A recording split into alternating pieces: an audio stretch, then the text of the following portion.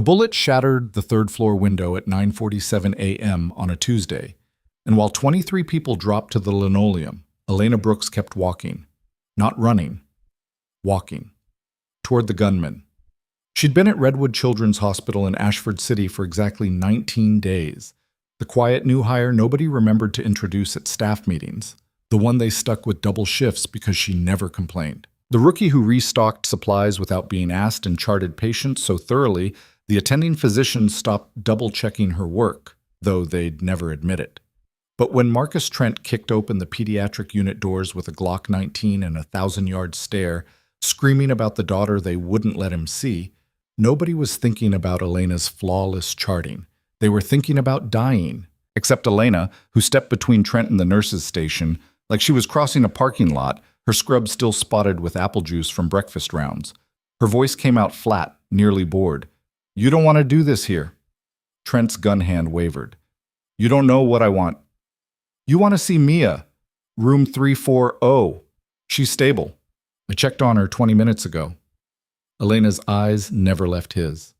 "But if you fire that weapon, you'll never see her conscious again. The noise alone could spike her intracranial pressure. You know what that means for a 7-year-old with a skull fracture?" The gun lowered 3 inches. Then Elena moved. It took 1.4 seconds. A pivot, a strike to the wrist, a sweep that put Trent face down on tiles still slick from the morning mop. The Glock skittered into a corner. Elena's knee pressed into his spine with exactly enough pressure to immobilize without injuring, her hand controlling his arm at an angle that made resistance anatomically impossible. Security arrived 90 seconds later to find her kneeling there, still holding him, her expression unchanged. The thing nobody mentioned, not the security guards, not the other nurses, not the patients who watched through cracked doors, was that Elena had moved like killing was her first language, and nursing was something she'd learned later, phonetically, from a book. If you're watching this from Sao Paulo or Seoul, Detroit or Dubai, drop your city in the comments. I want to see how far this story travels. Hit subscribe, because what comes next will crack everything wide open, and I need you here when it does. The conference room on the 5th floor smelled like burned coffee and institutional panic. Elena sat across from 3 people whose combined salaries could have funded a wing. Director Hastings, a man whose neck fat crept over his collar like bread dough. Chief of Staff Dr. Ramona Vickers, who'd built her reputation on a single research paper and 30 years of taking credit for residents' work. And Gerald Moss from Risk Management, whose entire job was making problems disappear. Moss spoke first. "Walk us through your training." "I'm an RN, Oregon State, graduated 2019. "Combat training," Vickers clarified, her tone sharp enough to cut glass. "I don't have combat training." "You disarmed an armed man in under 2 seconds using what looked like Krav Maga or military CQC, Moss said. His tablet showed security footage frozen on the moment Elena's hand struck Trent's wrist. "That's not in the nursing curriculum." Elena met his eyes. I reacted. He was a threat to my patients. Hastings leaned forward, his chair groaning. "Miss Brooks, we're grateful no one was hurt, but you understand our position. We have protocols. Security handles threats. Nurses evacuate and shelter. You engaged a hostile individual without authorization. He wasn't hostile until you denied him visitation rights for 72 hours straight while his daughter recovered from surgery he wasn't notified about because your admin staff filed his custody paperwork wrong." Elena's voice didn't rise. "I read the chart. Mia Trent's mother has sole custody, but the father has medical decision rights per the decree. Nobody called him when she came in with a subdural hematoma. He found out from a neighbor. So he showed up scared, angry, and armed because the system failed him." Silence dropped like a body. Vickers recovered first. "That doesn't excuse—" "I'm not excusing. I'm explaining." Elena folded her hands. "You want to know why I'm good in a crisis? I grew up with an addict father and no money for therapy. You learn to read a room or you don't survive dinner. But if you're looking for some secret military background, I don't have one. I'm just a nurse who thinks clearly under pressure." It was a good lie.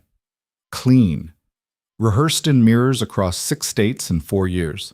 Elena had worn it so long she almost believed it herself. Almost. Moss wasn't buying it. "We'll need to verify your credentials. Full background check. Employment history. References." "You already did that when you hired me." We'll do it again. Vickers stood. You're on administrative leave pending investigation. 2 weeks, paid. Don't come back to this building until we clear you. Elena didn't argue. She collected her badge and walked out, past the nurses' station, where her former colleagues suddenly found their charts fascinating. Nobody met her eyes. Sarah Chen, who'd shared her lunch 3 days in a row last week, turned completely around. Marcus Webb, the charge nurse who'd complimented her IV placements, studied his phone like it held nuclear codes. She'd been invisible before. Now she was radioactive. The elevator ride down felt like descending into water. Each floor, the pressure increased. By the time she reached the lobby, her chest was tight, her breathing shallow. Not panic, she didn't do panic anymore, but something close, the recognition that she'd made a mistake, that staying still, staying quiet, had been the only thing keeping her alive, and she'd blown it in 90 seconds of muscle memory. Outside, October wind ripped through Ashford City's medical district, carrying the smell of diesel and overpriced coffee. Elena pulled her jacket tighter and started the 8-block walk to her apartment, a studio above a Vietnamese restaurant where the rent was cheap because the health inspector had opinions. She made it 4 blocks before the car pulled up. Black sedan, tinted windows, Nevada plates, which meant nothing because Nevada plates always meant something. It rolled alongside her at walking speed until the rear window descended. The woman inside looked like a librarian who moonlighted as an assassin. Wire-frame glasses, severe bun, a coat that cost more than Elena's monthly salary. Miss Brooks? Or should I say, Lieutenant Hayes? Elena kept walking. I'm not law enforcement, the woman continued. My name is Victoria Kane. I work for people who track individuals operating under false identities in sensitive positions. You checked a lot of boxes when you disarmed Marcus Trent. Former military, Special Activities Division specifically, declared KYA in Yemen, March 2020. Except here you are, very much alive, working pediatrics in Ashford City under a social security number that didn't exist before 2021. Elena stopped. If you're going to arrest me, just do it. I'm not here to arrest you. Kane opened the door. I'm here because someone wants you alive very badly, and someone else wants you dead even more. Get in the car, or find out which one finds you first. Elena glanced at the street. Mid-afternoon. Witnesses everywhere. A bus passed, hydraulics hissing. An old man walked a terrier that looked like a mop. Normal people living normal lives. The kind Elena had borrowed like a coat that didn't fit. She got in the car. The interior smelled like leather and something antiseptic. Kane handed her a tablet displaying a photograph. Elena in desert fatigues, 20 pounds lighter, hair pulled back, standing beside 4 others in front of a Black Hawk helicopter. The sun was setting behind them, turning everything orange and gold. She remembered that day. They'd just finished training exercises. Rodriguez had made a joke about the photographer making them look like a recruitment poster. Williams had laughed so hard he'd snorted. Both of them were dead now. Task Force Wraith, Kane said. 8 operators. Officially dissolved after a mission went wrong in Sana'a. All personnel declared KYA, except 3 bodies were never recovered, including yours. The military wrote it off as acceptable losses in a compromised situation, closed the file, paid the death benefits. Elena's jaw tightened. Why dig it up now? Because 6 weeks ago, someone started hunting the survivors. Captain Luis Mendoza, found dead in his apartment in Tampa. Suicide, Bitco, according to local PD, except Mendoza was left-handed and the gunshot entered from the right. Sergeant Aisha Okonkwo, car accident in Portland. Brake lines cut so cleanly the mechanic almost missed it. Kane swiped to the next image. Corporal Daniel Ross, overdose in Seattle. Except Ross had 3 years sober and a sponsor who swears he was clean. Specialist Jennifer Kim, mugging in Philadelphia that left her with 2 bullets in the back of the head, execution style, but her purse and phone were still on her body. The tablet flicked to crime scene photos. Elena didn't look away, but something behind her eyes went very still. She'd known these people, trained with them, bled with them. Kim used to braid her hair before missions because it helped her focus. Ross collected terrible jokes and told them at the worst possible moments. Mendoza had a daughter who'd be 12 now, if she even knew her father was really dead this time. You're next on the list, Kane said. Whoever's doing this has resources, access. They knew where Mendoza lived under his new identity. They knew Okonkwo's route to work. And now they know you're in Ashford City working at Redwood because you just made yourself visible. Then why aren't I dead already? Kane smiled thinly. Because you're bait. The car turned onto a side street away from Elena's neighborhood. She noticed but didn't react. Outside, the city slid past, chain restaurants, pawn shops, a church with a broken sign that read, GD is love. Bait for what? The person who wants to know why Task Force Wraith was really terminated. Official story, bad intel, wrong target, collateral damage. The mission was scrubbed, and everyone involved was buried, literally and figuratively. But someone thinks there's more to it, someone with enough clearance to access files that should have been incinerated. And you think I know what that is? I think you were there when it happened. I think you saw something worth killing 8 people to hide, and I think whoever's cleaning house will come for you loud enough that we can finally see their face. Elena laughed, a dry sound with no humor. You want me to stand in the open and wait to get shot? I want you to do what you've been doing. Live your quiet little life, help sick kids, stay invisible. Except now, you'll have a team watching your back, former CIA, very good at their jobs. They'll keep you alive long enough to draw out whoever's behind this. And if I say no, Kane's expression didn't change. Then you'll die sometime in the next 72 hours, and we'll lose our best chance to stop a conspiracy that's already killed 5 people. Your choice. The car stopped outside a warehouse near the river, the kind of place where shipping containers went to rust.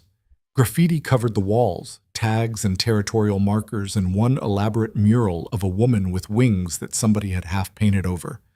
Elena studied Kane's face. No tells, no micro-expressions, just professional detachment. How do I know you're not the one trying to kill me? You don't. Kane opened the door. But if I wanted you dead, we wouldn't be having this conversation. Elena stepped out into cold that smelled like oil and river rot. The warehouse door stood open, spilling fluorescent light across gravel. Inside, she could see figures moving, equipment cases, the organized chaos of an operation spinning up. Voices carried in fragments, coordinates, timelines, logistics. Kane handed her a phone, burner, encrypted. Updates come through this. You go back to your apartment, back to your life. We'll be close. When they make their move, we'll be ready. And if they don't, they will. You're too valuable a loose end, and after today, you're a loose end that proves she can fight back. Kane adjusted her glasses. That makes you a problem worth solving. Go home, Elena. Order takeout. Watch TV. Live like you're not marked for death. We'll handle the rest. Elena pocketed the phone and walked back toward the street, where the city noise wrapped around her like static. Behind her, the warehouse door rolled shut, metal shrieking against metal. She caught a glimpse of the people inside before it closed. 3 men, 2 women, all wearing the kind of tactical casual that screamed contractor. One of them looked up and met her eyes. He had a scar that ran from his temple to his jaw, the kind you got from shrapnel or a knife that almost won. He nodded once. She didn't nod back. The walk to her apartment took 40 minutes. She varied her route, doubled back twice, stopped to buy coffee she didn't drink just to watch the street through the cafe window. Nobody followed. Or if they did, they were better than her counter-surveillance, which was possible but unlikely. The Vietnamese restaurant below her apartment was doing dinner rush. The smell of pho and grilled pork filled the stairwell, along with the sound of the owner's mother yelling at someone about bean sprouts. Elena climbed to the 4th floor, unlocked 3 separate locks, and stepped into her life. Secondhand furniture, textbooks stacked on the counter, pharmacology, pediatric assessment, a thick trauma nursing manual with sticky notes blooming from the pages, a half-dead succulent on the windowsill that refused to thrive or die, just like her. The place was clean but not sterile, lived in but not personal. No photos, no mail that mattered. Nothing that would tell a stranger who Elena Brooks really was, because Elena Brooks wasn't really anyone. She locked the door, checked the window, 4th floor, fire escape access, clear sight lines to the street. A man was walking a dog. 2 teenagers were arguing about something. Cars passed. The world continued not knowing what she was. Then she went to the closet and pulled up the floorboard she'd loosened on move-in day. The bag underneath was compact, cash in 3 currencies, 3 IDs with different names and matching credit cards, a passport that would pass most inspections. And beneath that, wrapped in oilcloth that still smelled faintly of gun oil, a Sig Sauer P226 and 4 magazines. Elena hadn't touched it in 2 years. She'd promised herself she was done, that Elena Brooks could be real if she just tried hard enough, if she showed up for enough shifts and memorized enough drug interactions and pretended that the woman who'd put 5 bullets in a target from 30 meters while under fire had died in Yemen like the paperwork said. But the weight in her hands felt like memory, muscle and bone remembering what the brain tried to forget. She loaded 1 magazine, chambered around, set it on the nightstand next to a half-read thriller and a coffee mug that said, "Nurses call the shots," which had seemed funny when she'd bought it at a hospital gift shop in Sacramento. Then she lay down fully clothed and waited for the next move, knowing it would come. Knowing she'd been stupid to think Ashford City could ever be anything but a way station between who she was and who she'd killed to survive. Sleep came in fragments. She dreamed of sand and fire, of a mission briefing that went wrong, of bodies in a courtyard she wasn't supposed to remember. Williams had been first, then Rodriguez. The explosion had come from the building they'd already cleared, which meant someone had circled back, which meant the intel was bad or the intel was a trap. She'd grabbed Kim and run, but Kim was hit, bleeding from her leg, slowing them down. Ross had covered their extraction until he couldn't anymore. The last she'd seen of him, he was reloading behind a burned-out car, his face set in that expression he got when he knew the math didn't work. 3 of them had made it to the evac point. Only Elena had made it home. She woke at 3 a.m. to the sound of breaking glass. Not her window, downstairs, the restaurant. Elena rolled off the bed, grabbed the cig, moved to the door. She pressed her ear against the wood and listened. Footsteps on the stairs. Multiple sets. Heavy, confident, not trying to be quiet, which meant they didn't care if she heard them coming. The burner phone buzzed. A text, 6 hostiles, stairs and fire escape, fall back to bathroom. Reinforcements 4 minutes out.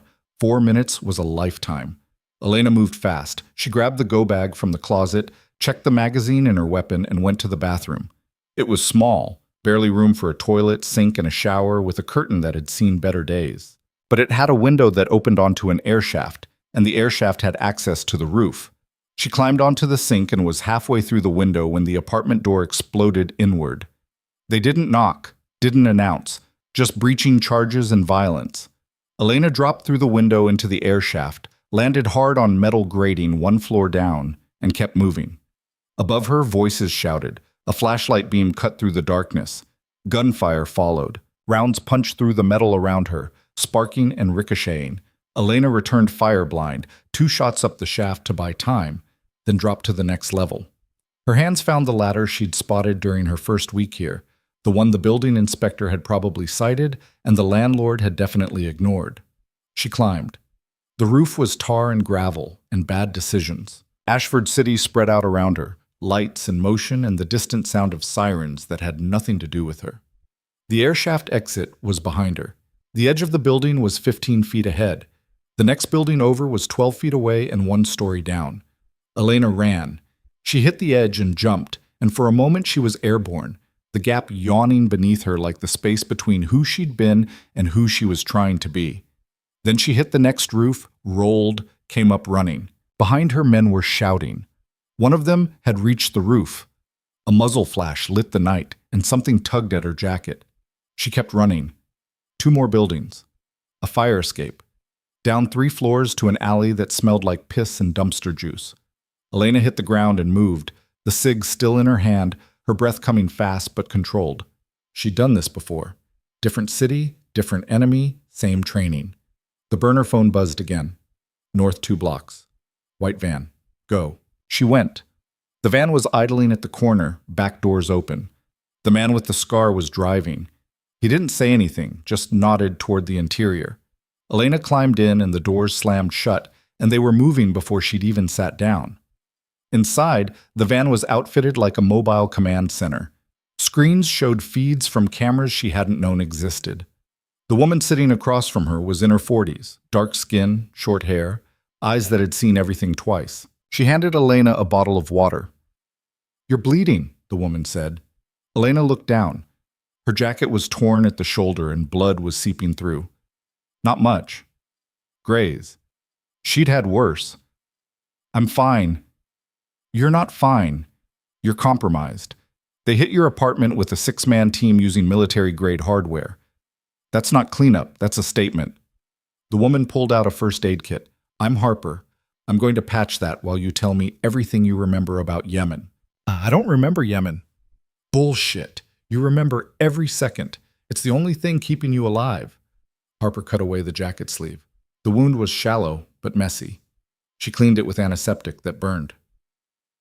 "Start talking." Elena closed her eyes. The van swayed as it turned corners. Outside, the city was waking up. Garbage trucks, early shift workers. The world continuing like 6 people hadn't just tried to kill her.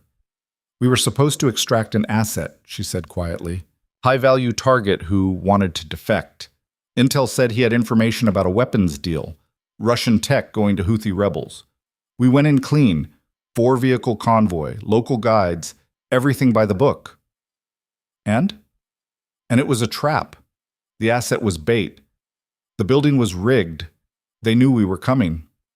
Elena opened her eyes. Harper was wrapping gauze, her movements efficient. "We lost 4 people in the initial blast. The rest of us tried to fight our way out, but they had the exits covered. It was a kill box. Professional. Someone gave them our route, our timing, our call signs." "Who?" "I don't know. But it wasn't the Houthis. They didn't have that kind of coordination. This was someone else. Someone who wanted Task Force Wraith dead and had the access to make it happen." Harper secured the bandage and sat back. "And you've been running ever since." "I've been surviving. Same thing, different verb." Harper glanced at the screens. "They're sweeping your building now. 6 more hostiles showed up as backup. This isn't some rogue operator. This is coordinated, funded. Someone with serious resources wants you erased." The van stopped. The back doors opened onto an underground parking garage, concrete and fluorescent lights, and the echo of their own breathing. Kane was waiting, along with 3 other people Elena didn't recognize. "We're moving you to a safe house," Kane said without preamble. "The apartment's burned. Redwood's burned. Elena Brooks is burned. We need to keep you alive long enough to identify who's hunting you." "I already told you. I don't know who it is." "Then we make them show their face, but not here. Too exposed." Kane turned toward a stairwell. "This way. And for what it's worth, you were right about Trent. The hospital screwed up his custody paperwork. Mia's doing fine. Her father's in psychiatric evaluation, but he'll probably walk on the weapons charge. You saved that little girl's life twice. Once from her injury, once from watching her father get killed by security." Elena followed her up the stairs. "I didn't do it for credit. I know. That's why you're still breathing. Anyone who does this for credit gets sloppy. You do it because you can't help it." Kane pushed through a door into a hallway lined with unmarked doors. "That's the difference between a soldier and a weapon. Soldiers follow orders. Weapons just act." They stopped at a door marked 7B. Kane unlocked it and stepped aside. The safe house was nicer than Elena's apartment. Actual furniture, a kitchen with appliances that matched, windows that looked out onto a courtyard instead of a restaurant roof, but it had the same quality every safe house had. Temporary. A place you stayed until you didn't. Bathrooms there, food in the fridge, laptop on the table if you need it, but don't access anything tied to your old identity. We'll debrief in the morning." Kane headed for the door, then stopped. "Get some sleep. You look like hell." "I feel like hell." "Good. Means you're still human." Kane left, and the locks engaged behind her with a series of clicks that sounded like finality. Elena stood in the center of the room and took inventory. Her go bag, her weapon, the clothes on her back, everything else, the textbooks, the succulent, the coffee mug. The carefully constructed life of Elena Brooks was gone. She should have felt something. Loss, maybe. Anger, fear. Instead, she felt relief. Because pretending was exhausting and running was at least honest, and maybe the only real mistake she'd made was thinking she could ever be anything other than what Yemen had turned her into. She set the cig on the coffee table and sat down on the couch. Outside, dawn was starting to break. turning the sky from black to gray to a blue so pale it looked anemic. Somewhere in Ashford City, doctors were starting rounds. Nurses were changing shifts. Patients were waking up to another day of treatment or recovery or slow decline. Elena had been part of that world for 19 days. It felt like a lifetime ago. The burner phone buzzed one more time. A message from an unknown number. You're wondering if this is worth it.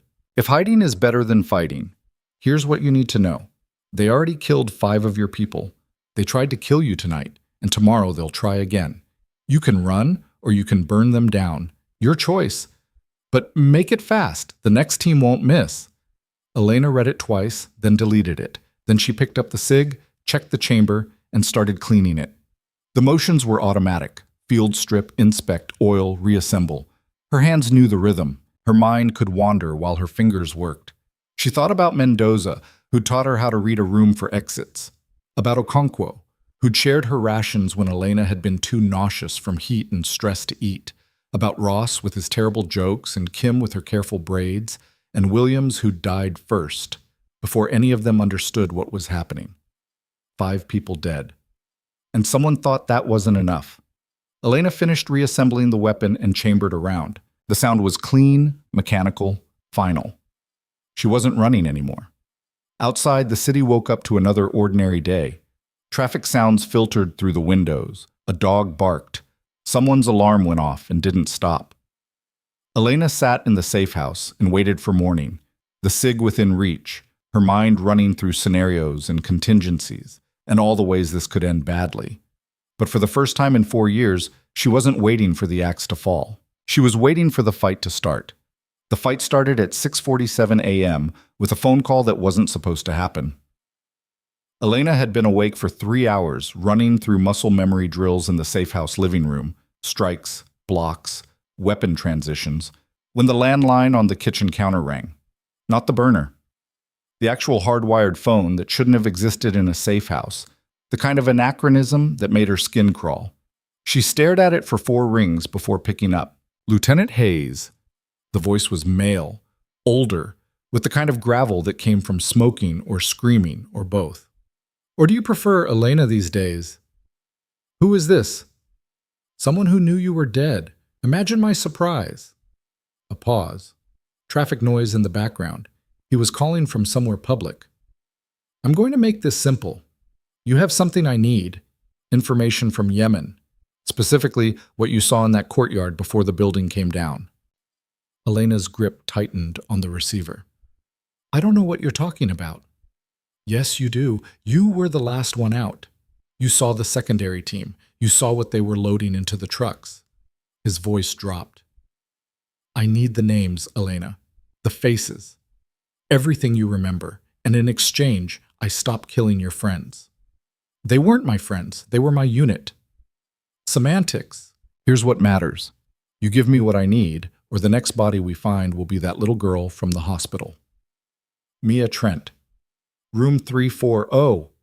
Still recovering, still vulnerable. Be a shame if something happened during her next surgery. The line went dead. Elena stood there holding a receiver connected to nothing, her pulse hammering in her throat. She set it down carefully, like it might explode, and turned to find Kane standing in the doorway with a gun in her hand. How long have you been there? Long enough. Kane lowered the weapon. That phone's not connected to any external line. It's a closed circuit. Someone in this building made that call. One of your people? Or someone pretending to be? Kane moved to the window and looked out at the courtyard, where early morning light was just starting to hit the pavement. We need to move. Now. Grab your bag. Elena didn't argue. She collected the cig, the go bag, and followed Kane into the hallway. Harper was waiting by the stairwell with 2 others, the scarred driver from last night, and a younger man with the build of a college linebacker and the eyes of someone who'd seen combat. Perimeter's clear, Harper said. But that won't last. If they're inside the building, they know we're running. Then we don't run. We flush them out. Kane turned to Elena. You said you saw a secondary team in Yemen. What did they look like? American, private contractor types. Blackwater, triple canopy, one of those. They had gear that wasn't military issue but was too expensive for locals. Elena closed her eyes, pulling up the memories she'd tried to bury. 4 men. The one giving orders had a tattoo on his neck, some kind of bird, falcon maybe, or an eagle. That's not much. It's what I have. Everything else was fire and noise and trying not to die. The building shook. Not an earthquake. An explosion. Lower level, maybe the garage. The lights flickered and died, and emergency lighting kicked in, bathing everything in red. Move! Kane was already running toward the stairs. Harper grabbed Elena's arm and pulled her along. The scarred man, she still didn't know his name, took point. The linebacker brought up the rear. They made it down 2 flights before the shooting started. Muzzle flashes lit the stairwell from below. Rounds sparked off metal railings and punched through drywall. Elena dropped flat and returned fire, 2 controlled bursts that forced the shooters back. The scarred man tossed something down the stairs, flashbang, judging by the concussive thump and the screaming that followed. "Third floor!" Kane shouted. "Emergency exit, go!" They went. Through a door marked authorized personnel only, down a corridor that smelled like mold and broken promises, into a maintenance area filled with pipes and electrical panels. The emergency exit was chained shut. The linebacker put 3 rounds through the lock and kicked the door open. Outside was a fire escape that looked like it had failed inspection during the previous decade.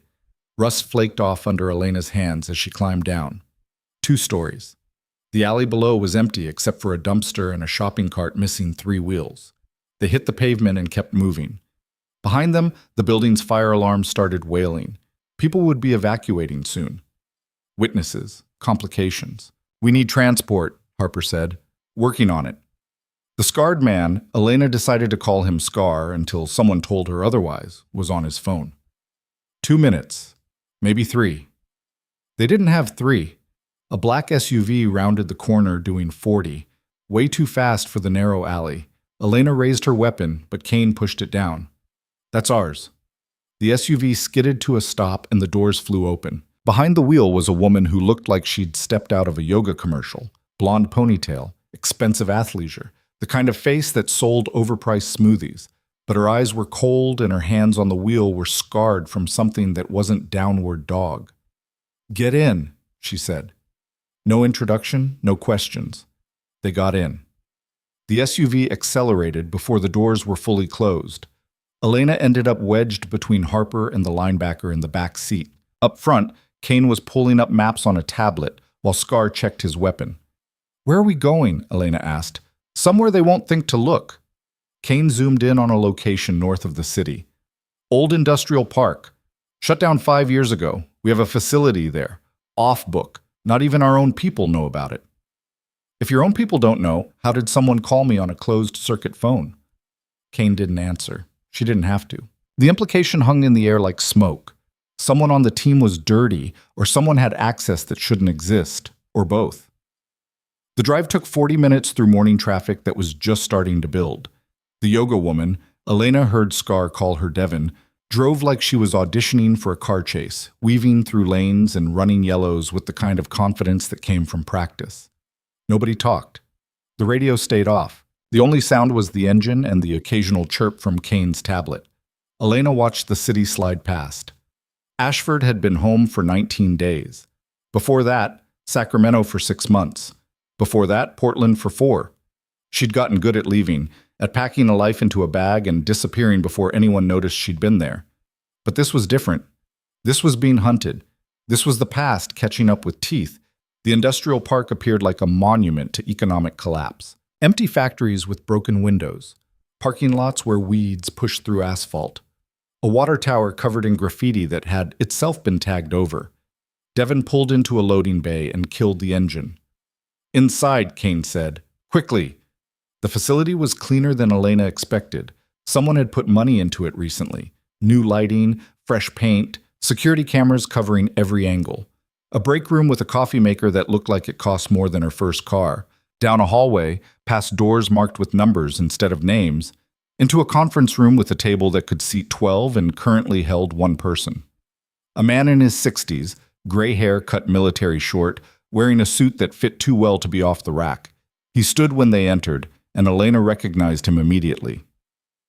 Colonel James Voss, retired. Or supposedly retired. Last she'd heard, he was consulting for defense contractors and making 7 figures. "Lieutenant Hayes," he said. Not a question, a statement. "I'm not a lieutenant anymore. I'm dead. Says so in the paperwork." "The paperwork lies." Voss gestured to a chair. "Sit. We need to talk about Yemen, and we don't have much time." Elena sat. The others filed out, leaving just her and Voss and Kane, who positioned herself by the door like a guard. "You ran the mission," Elena said. "You sent us into that kill box." "I sent you to extract an asset. The intel was solid. What happened after that?" Voss shook his head. "Someone altered the parameters mid-op. By the time I knew things were going wrong, 4 of your people were already dead. And you did nothing." "I did everything I could. I pulled strings to get you 3 extracted. I buried the operation so deep nobody could trace it back. And I made sure the survivors got new identities and enough money to disappear." Voss leaned forward. "What I didn't do was hunt you down and kill you 4 years later. That's someone else. Someone who wants to make sure Yemen stays buried." Elena studied his face. He looked older than she remembered, tired, the kind of tired that came from carrying weight too long. "What was really in that courtyard?" "A weapons deal. Russian surface-to-air missiles being sold to Houthi rebels. But that's not what you saw, is it?" "No." Elena's hands were flat on the table, steady. "I saw Americans loading crates into trucks. I saw U.S. military markings that had been painted over, but not well enough. I saw someone coordinating with the Russians, someone who knew we were coming." "Did you see faces?" "One. The man with the tattoo, falcon on his neck. He was giving orders in English, not translated, native speaker." Voss and Kane exchanged a look. "What?" Elena demanded. "The man you're describing is Marcus Webb," Kane said quietly. "Former Delta Force, dishonorably discharged in 2018 for selling classified intel. Last confirmed sighting was in Sana'a, March 2020. Officially listed as KYA in a drone strike. Except he's not dead. Except we don't know. The body was never recovered. DNA was inconclusive, and now you're telling me he was running the operation that killed your unit." Kane pulled up a photo on her tablet. The same man Elena remembered, older and harder, the falcon tattoo clearly visible. If Webb's alive and working with whoever's hunting you, this goes way beyond cleaning up loose ends. This is about protecting an ongoing operation. "What operation?" "We don't know yet, but we're going to find out." Voss stood and walked to the window overlooking the empty industrial park. "Here's what I can tell you. After Yemen, money started moving, lots of it. Offshore accounts, shell companies, the kind of financial gymnastics that require serious resources. Someone's been funding something big, and they've been using contractors to keep it off the books. And you think Webb's involved? I think Webb's running it, and I think whoever tried to kill you last night is part of his crew." Voss turned back to face her. "We need you to identify the others. The men you saw in that courtyard. Faces, voices, anything distinctive. It's been 4 years, but muscle memory's a strange thing. Sometimes the details come back when you're not trying." Elena's jaw tightened. "And if I can't remember? Then we're working blind and people keep dying." Voss's expression softened slightly. "I know I'm asking a lot. I know you've been running because you thought staying dead was the safest option. But they found you anyway, which means the only way forward is through." Before Elena could respond, the lights died. Complete darkness for 3 seconds, then emergency lighting kicked in. Red again. Always red. Kane had her weapon out. "We're compromised." "How?" Voss snapped. "This location isn't in any database." "Doesn't matter how. They're here." Kane moved to the door and pressed her ear against it. "Multiple hostiles, ground floor. They're not rushing. They're clearing room by room." Elena stood, her hand finding the SIG automatically. "How many?" "Can't tell. At least 6. Maybe more." Kane looked at Voss. "We need to evacuate. Now." "There's a service tunnel," Voss said. "Leads to the water treatment plant 2 blocks over, this way." They moved fast, back down the hallway past doors that were now all locked, into a storage area that smelled like concrete and machine oil. Voss pushed aside a shelving unit to reveal a hatch in the floor. Down, he ordered. The tunnel was narrow and dark and felt like being buried alive. Elena went first, dropping into blackness that her eyes refused to adjust to. Her hands found a ladder, metal rungs slick with condensation. She climbed down 20 feet, maybe 30, until her boots hit stone. A flashlight clicked on above her. Kane was descending, followed by Voss. The beam cut through the dark, revealing a passage that extended in both directions, water pipes running along the ceiling, decades of grime coating the walls. This way, Voss led them east, his flashlight bobbing ahead. The tunnel stretched on, curving slightly, the only sound their footsteps and the distant drip of water. They'd gone maybe 200 yards when the explosion hit. The shockwave knocked Elena off her feet. The tunnel ceiling cracked, raining dust and chunks of concrete. Voss went down hard. Kane stayed upright somehow, bracing against the wall. They blew the entrance, Kane said, coughing through the dust cloud. They're sealing us in. Elena helped Voss to his feet. Blood ran from a cut above his eye. There another way out? Access shaft, quarter-mile ahead. He was limping now. Something in his leg wasn't working right. We keep moving. They kept moving. The tunnel seemed to narrow as they went, the walls pressing in. Elena's breathing echoed in her own ears. Behind them, voices carried through the dark, shouting, getting closer. They're in the tunnel, she said. I know. Kane stopped at an intersection where 3 passages met. Voss, which way? Left, 50 more yards. They went left. The voices behind them got louder. Flashlight beams played across the walls, searching. The access shaft was a vertical climb with a ladder that looked like tetanus waiting to happen. Voss went first, slower than he should have been. Kane stayed at the bottom with her weapon trained on the tunnel behind them. Elena was halfway up when the shooting started. Muzzle flashes lit the tunnel like lightning. Kane returned fire, 3 shots that forced the pursuers back into cover. Then she was climbing, fast, bullets sparking off the ladder below her. They reached the top, a maintenance room filled with pipes and valves and the smell of chemicals. Voss was already at the exit door, working the lock. It gave way, and they spilled out into daylight so bright Elena's eyes watered.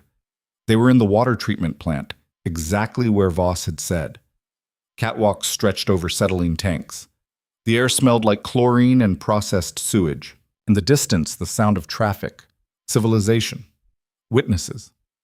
This way. Voss led them across a catwalk, moving faster now that he could see where he was going. Blood still ran from his forehead, but he ignored it. They made it to the parking lot before the next complication arrived. 2 vehicles blocked the exit, black SUVs identical to the one Devon had been driving. Men got out, 6 of them, armed, wearing tactical gear that looked expensive and well-maintained. Elena recognized the one in front, Marcus Webb. Older than his photo, grayer, the falcon tattoo on his neck faded but still visible. He held a rifle like it was an extension of his body, pointed casually in their direction. Colonel Voss, Webb said. His voice carried across the parking lot, friendly, conversational. Been a while. Webb, heard you were dead. Heard the same about you. Funny how that works. Webb's eyes shifted to Elena. And there she is, the lieutenant who wouldn't die. You've caused me a lot of trouble, Hayes. Elena said nothing. Her hand was on the SIG, but the math didn't work. 6 against 3, and they had the high ground and better weapons. Here's how this goes, Webb continued. You tell me what you saw in that courtyard, every detail. Who was there, what they said, where the trucks went. You give me that, I let you walk. And if I don't? Then I kill Colonel Voss first, then Agent Kane, then you, in that order. And then I go find that little girl at Redwood Children's Hospital and make sure she has a very unfortunate relapse. Webb smiled. Your choice, but make it quick. I've got a schedule. Voss moved before Elena could stop him. He stepped forward, hands raised, positioning himself between Elena and Webb's rifle. You want information? I'll give it to you. I ran the operation. I know everything Hayes knows and more. Let them go and we'll talk. Webb considered this. You're lying, but I appreciate the effort. He shifted his aim and fired once. Voss went down. Kane returned fire immediately, forcing Webb's people into cover. Elena grabbed Voss and dragged him behind a concrete barrier while bullets chewed up the pavement around them. Stay down, Kane shouted. She was reloading, her movements mechanical. We need to. The next shots didn't come from Webb's people. They came from above. Elena looked up to see figures on the treatment plant roof. 4 of them, armed. And they weren't shooting at her. They were shooting at Webb. The parking lot turned into a war zone. Webb's people scrambled for cover. The shooters on the roof had the advantage. Elevation, surprise, better angles. One of Webb's men went down. Then another. Who the hell? Kane started. Doesn't matter, move! Elena pulled Voss to his feet. He was hit in the shoulder, bleeding badly but still conscious. They ran for the perimeter fence, Kane covering their retreat. The fence was chain link, topped with razor wire. Elena found a service gate, locked. She put 2 rounds through the mechanism and kicked it open. They were through and running before Webb could regroup. 3 blocks, 4. Into a residential area where people were just starting their days, walking dogs and getting mail and living lives that didn't involve bullets. Elena flagged down a car. Old Honda, teenage driver, who looked terrified when she showed the gun. Out, she said. Not mean, just firm. The kid got out. Elena got in. Kane shoved Voss into the back seat and climbed in after him. They drove. Elena didn't know where they were going. Away. That was enough. Behind them, the sound of sirens, police, fire. Someone had called it in. The area would be crawling with law enforcement in minutes. Who were those shooters? Kane was putting pressure on Voss's wound with her jacket. The ones on the roof. I don't know, Elena said. But that was a lie. She knew. She'd recognized one of them. Just a glimpse, just a moment, but enough.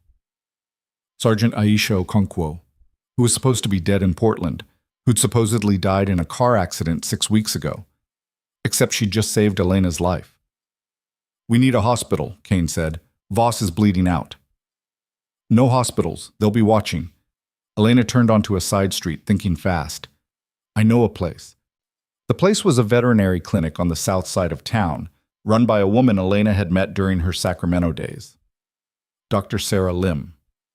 Former Army medic who'd transitioned to animal care when the nightmares got too bad. She owed Elena a favor, and more importantly, she knew how to keep her mouth shut. The clinic was closed when they arrived, but Elena knew where Sarah kept the spare key.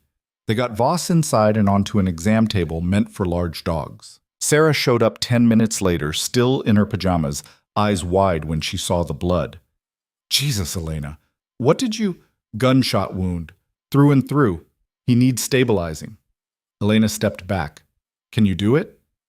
Sarah looked at Voss, then at Kane standing guard by the door, then back at Elena.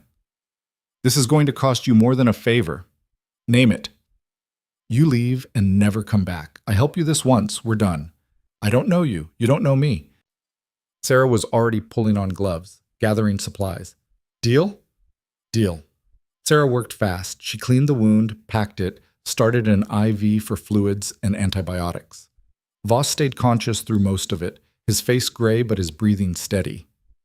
You'll live, Sarah told him, but you need real medical attention. This is just buying time. How much time? Voss asked. 24 hours? Maybe 36. After that, infection becomes a serious risk. Voss nodded. He looked at Elena. Webb knows your face now. He'll put it everywhere. Every contractor, every asset, every informant he has. You're burned worse than before. I know. And whoever those shooters were, they just made themselves targets too. Voss coughed, winced. This thing's bigger than we thought. Multiple players, competing agendas. We're in the middle of a war we don't understand. Then we figure it out. Elena checked her weapon. 1 magazine left. Maybe 15 rounds. Not enough for a war. Starting with why Okonkwo's alive. Kane's head snapped around. What? One of the shooters on the roof. It was her. I'm sure of it. That's impossible. We saw the crash report. The autopsy photos. Then someone faked them. Elena moved to the window and looked out at the empty street. Morning was in full swing now. People heading to work. A garbage truck making its rounds. Normal. Which means maybe the others are alive too. Maybe we weren't the only ones who survived Yemen. Or maybe it's a trap, Kane said. Someone using your dead teammates as bait. Only one way to find out. The burner phone buzzed. A message from the same unknown number as before. Parking garage, 5th and Main, sublevel 3. 1 hour. Come alone? or don't come at all. Elena showed it to Kane. It's a trap, Kane said immediately. Probably. You're going anyway. Yes. Voss laughed, a wet sound that turned into coughing. Just like old times, walking into hell because it's the only door open. You taught me that, Colonel. I taught you a lot of things. Most of them were mistakes. Voss closed his eyes. Go. Do what you have to. But Elena, whatever you find at that parking garage, remember that the dead don't come back without a reason, and the reason's usually not good. Elena left Kane with Voss and Sarah, took the stolen Honda, and drove toward downtown Ashford. The parking garage at 5th and Main was the kind of structure that looked like a concrete tumor, gray, ugly, utilitarian. She entered at street level and descended through the spirals, past cars and empty spaces, down to sublevel 3. It was nearly deserted, a few vehicles scattered across acres of parking, fluorescent lights flickering, the smell of exhaust and urban decay. Elena parked and got out, the cig in her hand. Hayes! The voice came from behind a concrete pillar. Elena turned slowly. Aisha Okonkwo stepped into the light. She looked different. Shorter hair, a scar across her cheek that hadn't been there before. But it was definitely her. Same eyes, same way of moving, like she was always ready to fight or run. You're supposed to be dead, Elena said. So are you. Okonkwo smiled without humor. Funny how that keeps not sticking. Portland. The car accident. Staged. I needed Webb to think he'd won. Okonkwo leaned against the pillar. I've been tracking him for 8 months. Ever since I figured out he was the one who set us up in Yemen. He's been systematically hunting down everyone from Task Force Wraith, and I've been one step ahead trying to keep people alive. You failed. Mendoza's dead. Kim, Ross. I know. Okonkwo's expression hardened. I tried to warn them. They didn't listen. Or they didn't believe me. Or they were already compromised by the time I reached them. But you I can still save. I don't need saving. Yes, you do. Because Webb's not the real threat. He's working for someone. Someone with enough power to bury a military operation, fake death certificates, and fund a private army. And that someone wants us dead because we saw something in Yemen we weren't supposed to see. Elena stepped closer. The trucks. The Americans loading the missiles. Bigger than that, those missiles were headed for a buyer in Syria. Someone high up in the DoD brokered the deal. Someone who's been selling U.S. weapons to enemies for years, using contractors like Webb as cutouts. Yemen was supposed to be a clean exchange, but we showed up. We saw faces. We became liabilities. You have proof? I have fragments, bank transfers, communications intercepts. Enough to know the shape of it, not enough to name names. Okonkwo pulled out a phone, not a burner, something more sophisticated. But I know someone who does. Someone who's been inside this thing from the beginning. Who? Lieutenant Luis Mendoza. Elena's blood went cold. Mendoza's dead. You just said... I said he was killed. I didn't say he died immediately. Okonkwo's eyes were hard.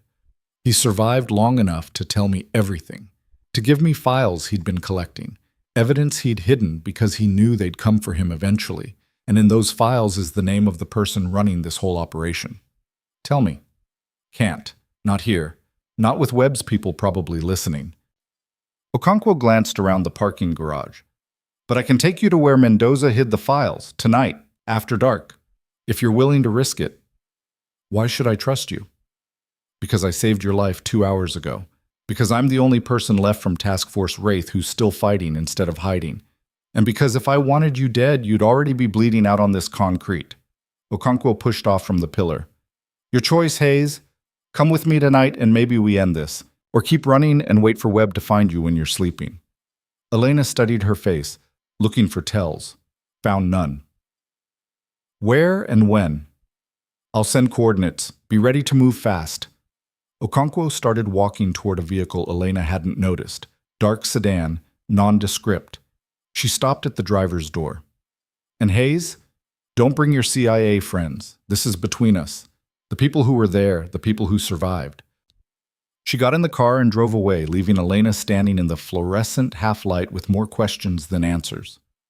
The burner phone buzzed again, but this time it wasn't a message, it was a photo. Mia Trent, the little girl from the hospital, sitting in her room, recovered, smiling. And standing next to her bed, just visible in the frame's edge, was a man Elena didn't recognize. But he was holding something, a phone, pointed at the camera like he knew Elena would be looking. The message came through a second later. The girl's safe, for now. But every choice has consequences. Choose wisely. Elena stared at the photo until the screen went dark, then drove straight to Redwood Children's Hospital. She knew it was stupid, knew it was exactly what they wanted. But the image of that man standing beside Mia's bed, phone raised like a weapon, had short-circuited every tactical instinct she'd spent 4 years honing. Some threats you couldn't calculate around, some lines you didn't let people cross. The hospital parking garage was half full at 11 a.m. Elena left the Honda on the 3rd level and took the stairs down, checking sight lines, mapping exits. The lobby was busy. Visitors, staff, a coffee cart doing steady business.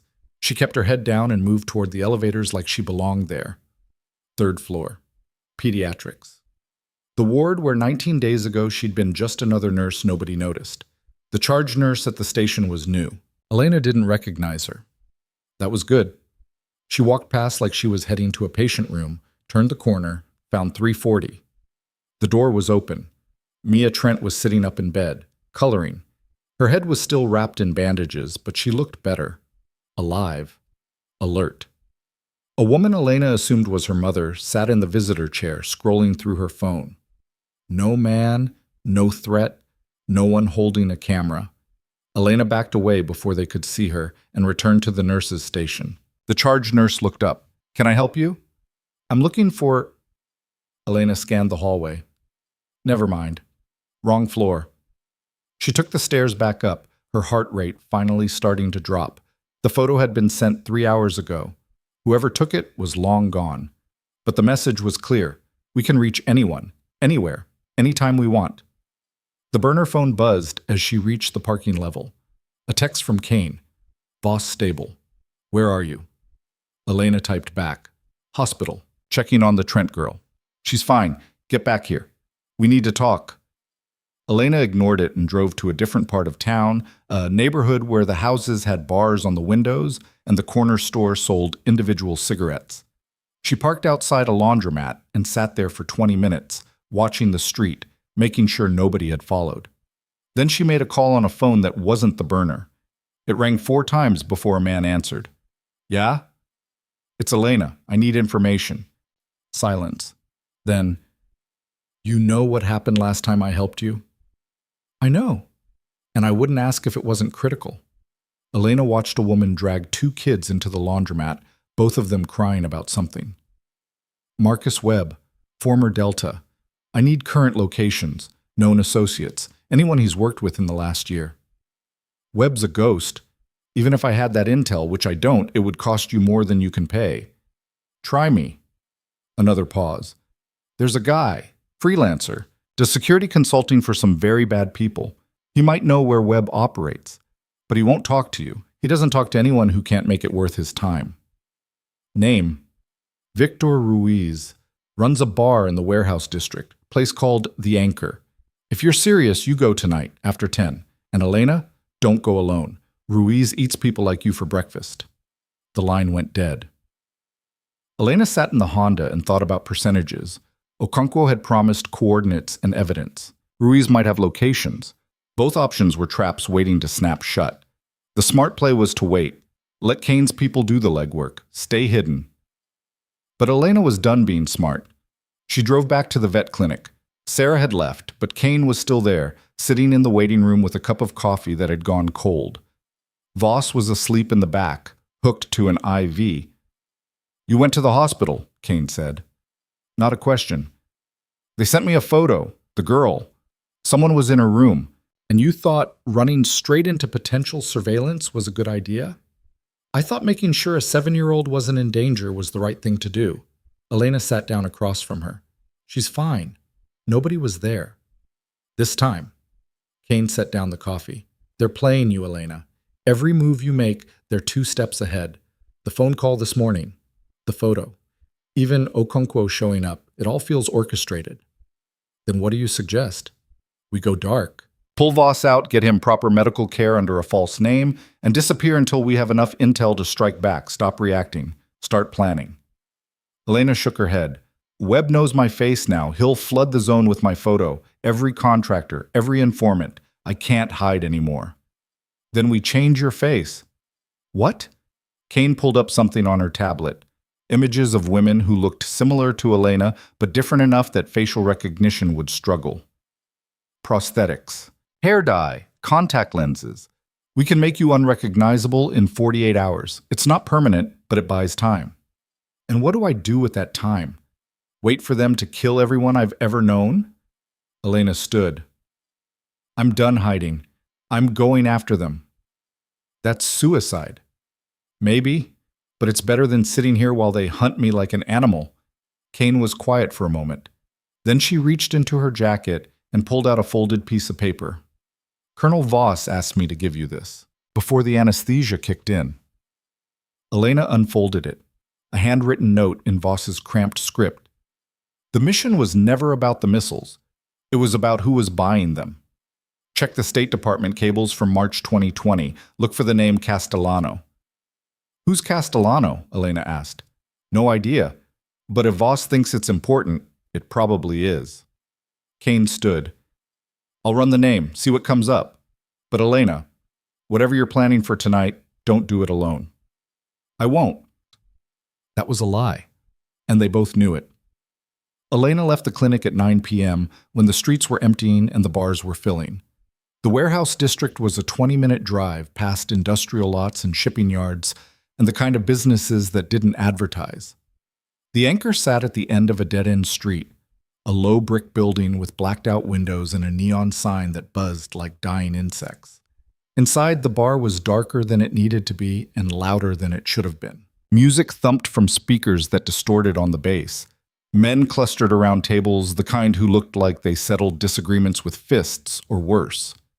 A few women scattered throughout, hard-eyed and watchful. Elena moved to the bar and waited. The bartender was a woman in her 50s with tattoos up both arms and the build of someone who could throw you out personally. What do you want? Victor Ruiz. The bartender didn't blink. Never heard of him. But tell him Elena Hayes wants to talk about Marcus Webb. He'll know the names. I just said, I heard what you said. Elena put $200 bills on the bar. Tell him anyway. The money disappeared. The bartender walked to the back and through a door marked private. 5 minutes passed. 10. Elena nursed a beer she didn't drink and watched the room in the mirror behind the bar. The bartender returned and jerked her head toward the back. 5 minutes. Don't waste his time. The private room was an office that smelled like cigar smoke and old money. Victor Ruiz sat behind a desk that looked like it had survived a war. He was younger than Elena expected, maybe 40, Hispanic, wearing an expensive watch and a cheap shirt. His eyes were the kind that calculated your value before you finished speaking. Elena Hayes, he said, heard you were dead. Heard the same about a lot of people. Turns out dying's harder than it looks. Ruiz smiled. You want to know about Marcus Webb? That's a dangerous question. I'm prepared to pay for dangerous answers. Money's not the issue. Information like that gets people killed. Why should I risk it? Elena sat down without being invited. Because Webb's burning contractors. Anyone he thinks might talk. You're in the business of knowing things. That makes you a target eventually. Help me take him down, and you remove a threat. Ruiz considered this. Interesting angle, but I'm still not convinced you can deliver. Try me. Webb's operating out of 3 locations. A compound in Nevada, a shipping office in Long Beach, and a facility here in Ashford that officially doesn't exist. Ruiz pulled out a tablet and showed her an aerial photo. Industrial building, surrounded by fencing, security checkpoints. That's his local hub, where he coordinates operations, stores equipment, meets with clients. You want Webb, that's where you'll find him. When? He's there now. Meeting with someone important. Don't know who, but the security's doubled in the last 6 hours. Whatever's happening, it's big. Elena studied the photo. What's your price? I want the name of whoever Webb's working for, the person at the top. You get that, you give it to me, and we call it even. Deal. Ruiz handed her a flash drive. Building schematics, guard rotations, weak points in the perimeter. Everything you need to get inside. But Elena, this isn't some low-level operation. Webb runs a tight ship. You go in there, you better be ready to fight your way out. Elena pocketed the drive. I've done it before. She left the anchor and drove to a 24-hour copy shop, used their computer to load the flash drive. The schematics were detailed. 3 floors, multiple entry points, a loading dock that connected to an underground parking area, guard stations marked in red, camera coverage in blue. Ruiz had given her a blueprint for infiltration, or a blueprint for a trap. The coordinates from Okonkwo came through at midnight, an address on the east side, an abandoned textile factory that had been slated for demolition. The message included a time, 2 a.m., and a warning, come alone, come armed, trust no one. Elena had 3 hours. She used them to prepare. Stopped at a storage unit she'd rented under a fake name, pulled out gear she'd hoped never to use again. Tactical vest, suppressor for the SIG, extra magazines, a knife that had seen action in 3 countries. She changed into dark clothing, tied her hair back, checked her reflection in the unit's grimy mirror. The woman looking back was Lieutenant Hayes, not Elena Brooks the nurse, not the ghost who'd spent 4 years pretending. The soldier, the operator, the person she'd tried to bury. At 1:45 a.m., she parked 6 blocks from the textile factory and approached on foot. The neighborhood was dead. Empty lots, boarded-up buildings, streetlights that had burned out and stayed that way. The factory loomed against the night sky, windows broken, walls covered in graffiti. Elena circled the perimeter twice, checking for surveillance, for ambush positions, for any sign this was the trap Kane had warned about. She found nothing, just silence and urban decay. She entered through a loading bay door that hung off its hinges. Inside, the factory was a maze of machinery and shadows. Old looms stood like skeletons. Fabric scraps littered the floor, decades old, rotting. The smell was mold and rust and time. Hayes! Okonkwo's voice came from the darkness ahead. Elena moved toward it, weapon ready, eyes adjusting. Okonkwo stood in the center of what had once been the main production floor. She wasn't alone. 3 others stood with her, 2 men and a woman Elena didn't recognize at first. Then the woman stepped into the moonlight streaming through a broken skylight. Jennifer Kim, who was supposed to be dead in Philadelphia. What the hell is this? Elena kept her weapon trained on the group. Reunion, Kim said. Her voice was different, harder. All of us who survived Yemen, all of us who've been running. The 2 men moved closer. Elena recognized them now, Daniel Ross and Carlos Mitchell, both supposedly killed weeks ago. We faked our deaths, Ross said, all of us. When we realized Webb was hunting the unit, we went underground. Let him think he'd won. And you waited until now to contact me? We had to be sure you weren't compromised, Mitchell said, that you weren't working with them. Elena laughed, sharp and bitter. You thought I was working with the people trying to kill me? We thought you might have been turned or forced to cooperate. It happens. Okonkwo stepped forward. But then you survived 2 assassination attempts and went on the offensive. That told us everything we needed to know. Which is? That you're still one of us. Kim pulled out a laptop and set it on an old workbench. Mendoza didn't just collect evidence before he died. He built a case. Names, dates, financial transfers, everything needed to prove that someone in the Defense Department has been selling weapons to enemies for years, using contractors like Webb as middlemen, making millions while Americans died from the same weapons we sold. The laptop screen glowed in the darkness. Kim opened a folder filled with documents, bank statements, communications intercepts, shipping manifests. This is what got us marked for death, Kim continued. We weren't in Yemen to stop a weapons deal. We were sent there to witness it, to provide deniability if things went wrong. But someone decided witnesses were too risky, so they tried to erase us. Elena scanned the documents. Who? Who's running this? Okonkwo pulled up a photo. A man in his 60s, gray hair, wearing a suit, distinguished, powerful. Assistant Secretary of Defense Thomas Castellano. He's been facilitating illegal arms sales for at least a decade. Webb works directly for him. Everything flows through Castellano's office. Elena stared at the photo. Voss told me to look for that name. He knew. Voss has known from the beginning, Ross said, but he couldn't prove it. Couldn't move against someone that connected without evidence. That's what we have now, proof that'll bring down Castellano and everyone working for him. So we take it public, Elena said. Give it to the press. Let them run with it. Already tried that, Mitchell said. 2 journalists we contacted ended up dead. Car accident. Home invasion. Castellano has reach. He'll kill anyone who threatens to expose him. Then what's the play? We take it directly to people Castellano can't touch. Military investigators. The Inspector General, congressional oversight. Kim closed the laptop. But we need leverage. We need something that forces them to act immediately before Castellano can spin this as a conspiracy theory. Like what? Okonkwo smiled. Like catching him in the act.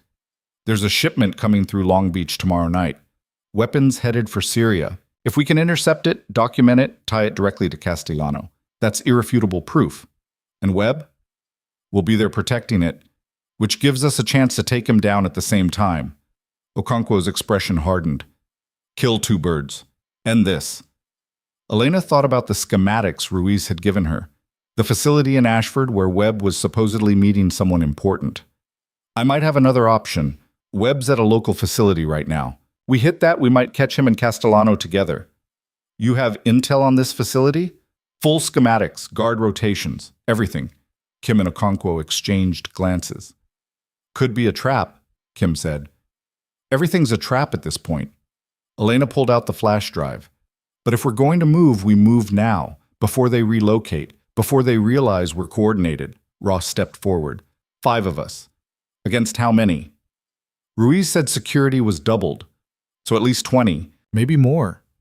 Those are bad odds. They're the only odds we have. Elena looked at each of them in turn. I'm going, with or without you. But I'd rather not die alone. Silence. Then Mitchell laughed. Wouldn't be the first time we walked into a suicide mission. And we survived the last one, Ross added. Kim closed the laptop. Then we do this smart. Full recon, coordinated entry, clear and hold. Extract evidence and get out before they can mount a response. And if we find Castellano? We take him alive if possible, dead if necessary. Okonkwo checked her weapon. Either way, this ends tonight. They spent the next hour planning. Elena pulled up the schematics on Kim's laptop. They identified 3 entry points: main gate, loading dock, roof access via an adjacent building. Ross and Mitchell would take the dock. Kim would set up overwatch on the roof. Elena and Okonkwo would go through the main gate. What about exfil? Ross asked. Vehicles staged at 3 locations. We split up after extraction, meet at a secondary rally point. Okonkwo marked positions on the map. If anyone gets compromised, we abort. No heroes, no last stands. Except this whole thing is a last stand, Mitchell muttered. Then let's make it count. They geared up. Everyone had brought their own equipment, weapons, body armor, communications gear. Elena watched them work, saw the muscle memory kick in, the easy efficiency of people who'd trained together. She'd forgotten what that felt like. 4 years of being alone had made her forget you could trust someone to watch your back. At 3:30 a.m., they moved out in 2 vehicles. Elena rode with Okonkwo. The others took a separate car. Radio silence until they were in position. The facility was exactly where Ruiz had said. Industrial building, high fencing, security lights that turn night into day. 2 guards at the main gate. More visible on patrol. Cameras covering every approach. Elena and Okonkwo parked 3 blocks away and moved on foot. Through an alley. Over a fence. Into a maintenance area that gave them cover. They could see Ross and Mitchell approaching the loading dock from the east. Kim was already on the adjacent roof, her rifle trained on the compound. Overwatch in position, Kim's voice came through the earpiece. I count 18 hostiles, 3 inside the main building. Rest on perimeter patrol. Copy, Okonkwo whispered. Stand by. They waited for the patrol pattern to cycle. 2 minutes, 3. Then the gap opened. A blind spot between camera coverage, 15 seconds to cross open ground. Moving, Elena said. They ran, across the pavement, to the side entrance Ruiz had marked as the weak point. Elena picked the lock in 8 seconds while Okonkwo covered her. The door opened into a corridor lit by emergency lighting. Clear. They moved inside. The building was quiet except for the hum of HVAC and distant voices. Elena led the way, following the schematics in her head. Past offices, storage rooms, a break area with a coffee maker still on. The voices got louder. A stairwell. Going down. Elena and Okonkwo descended. The basement level was where Ruiz had marked the command center, where Webb would be if he was here. They reached the bottom. A hallway, 2 doors, one marked authorized only. That one. Okonkwo stacked up beside it. Elena tested the handle. Unlocked. She looked at Okonkwo, who nodded. They went in fast. The room was a command center, computers, monitors showing security feeds, maps on the walls. And sitting at the main console, his back to them, was Marcus Webb. He turned slowly, no surprise on his face, just a thin smile. Lieutenant Hayes, right on time. Elena's weapon was up, trained on center mass. Hands where I can see them. Webb raised his hands. Relax. If I wanted you dead, you'd have never made it through that door. Where's Castellano? Not here, and you're not going to find him, because this whole thing? Webb gestured around the room. It's a setup. I've been feeding you breadcrumbs since you walked into that parking garage. The schematics, the intel, all of it. Okonkwo moved to flank him. You wanted us to come here. Needed you to. All 5 members of Task Force Wraith, alive and coordinated. See, Castellano's problem wasn't that you survived Yemen. It's that you survived and scattered. Hard to eliminate targets when they're ghosts, but bring you together, get you to attack a hardened facility, force you to expose yourselves? Webb's smile widened. Much easier to clean up. The explosion came from above. The building shook. Dust rained from the ceiling. Through the security monitors, Elena saw the adjacent roof, where Kim had been positioned, erupt in flames. No! Okonkwo started for the door, but Webb moved faster than he should have been able to. He hit a button on the console and steel shutters slammed down over the exits. They were locked in. Your friends are dead or dying, Webb said calmly. The loading dock team walked into a kill box. Your sniper just got hit by a drone strike. And you two? He pulled a pistol from under the console. You're about to join them. Elena fired first. 3 rounds, center mass. Webb went down, but he was wearing armor. The impacts knocked him back but didn't penetrate. He returned fire. Elena dove behind a desk as bullets tore through monitors and sparked off metal. Okonkwo was shooting too, controlled bursts that forced Webb into cover. The room filled with smoke and the smell of gunpowder and electronics burning. Exit! Elena shouted. Sealed! Okonkwo was trying to pry open the shutter. We're trapped! Webb popped up and fired again. Glass shattered. One of Okonkwo's rounds caught him in the shoulder. Actual penetration this time. Blood bloomed through his shirt, but he kept fighting. Stubborn, he grunted. Just like Yemen, you just won't die. Elena reloaded. Her ears were ringing. Her hands were shaking. Everything was falling apart. Then the wall exploded inward. Not metaphorically. Actual explosion. Breaching charge. The steel shutter buckled and tore away. Smoke poured in. Figures moved through it. Elena raised her weapon, expecting more of Webb's people. But the figures were in full tactical gear, military grade, moving with precision that screamed special operations, and leading them was Colonel Voss. He shouldn't have been on his feet, shouldn't have been capable of movement, but there he was, pale and sweating and holding a rifle. Stand down! He shouted at Webb. It's over! Webb laughed. You think bringing 5 more people changes anything? Castellano owns half the Pentagon. He'll bury this. Bury you, bury everyone who... Voss shot him. Not center mass. Knee. Webb went down screaming. I said stand down. Voss moved into the room, his people fanning out. Elena, Okonkwo, you're both under protective custody. Don't argue. We need to move. Now. The others, Elena said.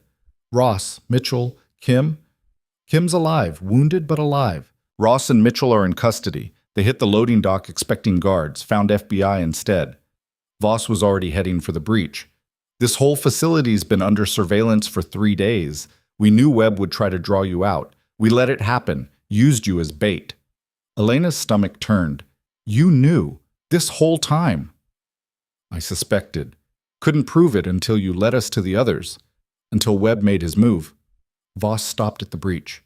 I know what you're thinking, that I used you. And you're right, I did. But it was the only way to end this, to get everyone in one place, to catch Webb and build a case against Castellano that'll actually stick. Okonkwo stepped forward. Where is Castellano? In federal custody as of 30 minutes ago, arrested at his home in Virginia, along with 6 others in his network. It's done. We won. Elena looked at Webb, bleeding on the floor, his face twisted in pain and rage. Then at Voss, who'd sacrificed his body to be here. Then at the ruined command center, smoking and sparking. This doesn't feel like winning, she said quietly. It never does.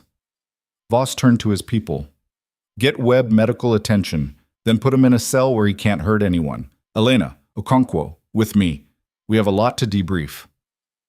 They were escorted out of the building into a night that was starting to turn gray at the edges.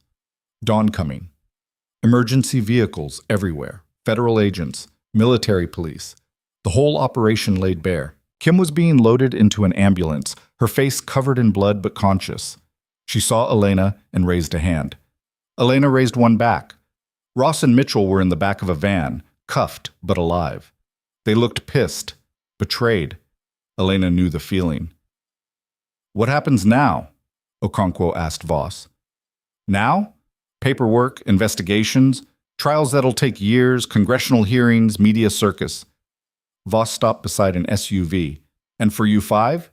Witness protection if you want it. New identities. Clean slate. Or you can come back officially. Be reinstated. Testify. Help put these people away for good. We were declared KYA, Elena said. How do you explain that? Classified operation? Extraordinary circumstances. The paperwork can say whatever we need it to say. Voss opened the SUV door. But that's a decision for later. Right now you need medical attention, debriefing, and about 3 days of sleep. Elena got in the vehicle. Okonkwo followed. They sat in silence as the SUV pulled away from the facility, past the checkpoints, toward whatever came next. You okay? Okonkwo asked. No, you? No. They drove through Ashford as the city woke up. People heading to work, joggers, dogs being walked. Life continuing like the world hadn't almost ended in a basement command center. Elena's phone buzzed. The burner. One last message from the unknown number. You survived. Impressive. But this isn't over. Castellano was a cog. The machine's still running, and now you're visible. Now you're a target. Watch your back, Lieutenant. They always come back. She showed it to Okonkwo. Think it's real? Okonkwo asked. Probably. So what do we do? Elena thought about that. About Yemen and Ashford and 4 years of running. About the people she'd been and the people she'd killed and the person she might still become if she stopped long enough to try. We finish it, she said, whatever it takes. We find whoever sent that message. And we end this for real. Okonkwo smiled. I was hoping you'd say that. The SUV turned onto a highway heading north. Behind them, the sun finally broke the horizon, turning the sky from gray to gold. And somewhere in that light, in the spaces between what was and what could be, Elena Hayes stopped running. The SUV stopped at a red light. Voss was in the front passenger seat, talking on a phone. The driver was focused on the road. No one was paying attention. That's when Elena saw the van pull alongside them. Side door sliding open, weapon barrel emerging. She grabbed Okonkwo and dove just as the gunfire started. Glass exploded inward as rounds tore through the SUV's windows. Elena hit the floor hard, dragging Okonkwo down with her. The driver's head snapped back, blood spraying across the dashboard. Voss was shouting something, returning fire through the shattered windshield, but the sound was drowned out by automatic weapons chewing through metal and upholstery. The SUV lurched forward as the dead driver's foot slipped off the brake, rolling through the intersection. More gunfire. The van was keeping pace, the shooter tracking them, methodical and patient. Elena kicked open the rear door and rolled out while the vehicle was still moving. She hit asphalt at 15 miles per hour, tucked and came up with the SIG already raised. 2 shots into the van's windshield. The driver jerked the wheel and the van swerved but didn't stop. Okonkwo was out too, bleeding from a cut above her eye but firing. Voss managed to pull the dead driver aside and get behind the wheel, but the SUV's engine was coughing, dying. Steam poured from under the hood. The van circled back for another pass. Move! Elena grabbed Voss and hauled him out of the SUV just before the van rammed it broadside. The impact sent the SUV spinning into a storefront, glass and brick and twisted metal everywhere.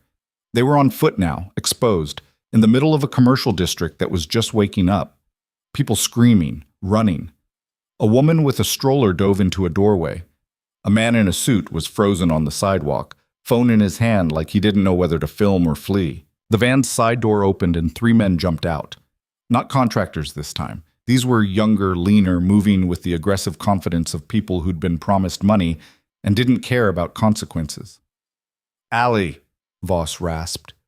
He was clutching his shoulder where the wound had reopened, blood soaking through his shirt. "We need cover." They ran. Down the sidewalk, between parked cars, into an alley that smelled like garbage and grease from a restaurant exhaust. Behind them, boots pounding pavement, voices shouting coordinates. The alley dead-ended at a chain-link fence. Elena scaled it in 3 seconds, helped Okonkwo over, then Voss, who was moving like every step cost him. They dropped into a loading area behind a shopping complex. Service doors. Dumpsters. A delivery truck with its engine running. Elena shot the lock off the nearest door, and they stumbled inside. A storage area. Boxes stacked to the ceiling, fluorescent lights humming, the smell of cardboard and plastic. "We need to call this in," Okonkwo said. She was checking her weapon. 2 magazines left. "Get back up." "From who?" Elena was watching the door they'd come through. "Someone just tried to kill us in a federal convoy. That takes coordination, access. Someone knew our route." Voss slumped against a wall, his face gray. "Leak. Has to be. Someone on my team fed them our position. Or someone higher up." Elena turned to face him. "You said Castellano was in custody. You sure about that?" "I watched them take him, personally." "Then he's got people on the outside still running his network. People willing to kill federal witnesses in broad daylight." The door they'd come through kicked open. Elena raised her weapon but held fire. Not the shooters. A kid in a retail uniform, maybe 17, holding a box cutter like it might protect him. "What the hell are you doing back here?" he squeaked. "Federal agents," Elena lied. "There's an active threat outside. You need to evacuate the building now." The kid looked at Voss bleeding against the wall, at Okonkwo's cut face, at Elena's gun. "I'm calling the cops." "Do that. Tell them shots fired, multiple suspects. Officer down. Go." The kid ran. Smart. "We've got maybe 2 minutes before this place is surrounded," Okonkwo said. "Law enforcement and shooters both." "Then we don't wait." Elena moved deeper into the storage area. There had to be another exit. Loading dock. Emergency stairs. Something. She found it. A fire door that opened onto a parking structure. They slipped through just as sirens started wailing in the distance. The parking structure was public, half full. Nobody paying attention to 3 people who looked like they'd crawled out of a war zone. Elena spotted what she needed. A sedan. Old. Easy to hotwire. She smashed the driver's window with her elbow and was inside in seconds. The engine turned over on the second try. "Get in." They did. Elena drove out of the structure at exactly the speed limit, turned away from the sirens and disappeared into morning traffic like they were just commuters running late. Nobody spoke for 5 blocks. Then Voss said quietly, "They're not going to stop." Even with Castellano arrested, his network still operational. Webb was just one piece. There are others. How many others? I don't know. That's the problem. We arrested Castellano based on financial evidence and Webb's operation. But the full scope? Voss coughed, winced. We're still mapping it. Elena drove toward the industrial area where the safe house had been. Gone now, probably compromised, but there were other options. Places she'd scouted during her weeks as Elena Brooks. Backup locations she'd hoped never to use. She pulled into an abandoned auto shop and killed the engine. Inside, the shop was gutted. Empty bays, tools gone, just concrete and oil stains and the skeleton of a car someone had been rebuilding before they gave up. Okonkwo helped Voss to the ground. His wound was worse. The bandage Sarah had applied was soaked through. He needed a hospital, but hospitals meant questions and records and people who might be on Castellano's payroll. "We can't stay here long," Okonkwo said. She was tearing strips from her shirt to make fresh bandages. "They'll sweep the area." "I know someone." Elena pulled out the burner phone, not the one that had been sending her threats. A different one. Clean. She dialed a number she'd memorized but never used. It rang 3 times. Then, "Yeah?" "Devin, it's Elena. I need extraction. 3 people, 1 injured. Hostile surveillance likely." Pause. "Where are you?" Elena gave the address. "How fast can you get here?" 20 minutes, maybe less." Devin's voice was all business. "What's your status?" "Compromised, possibly burned. Federal convoy got hit. Someone knew our route."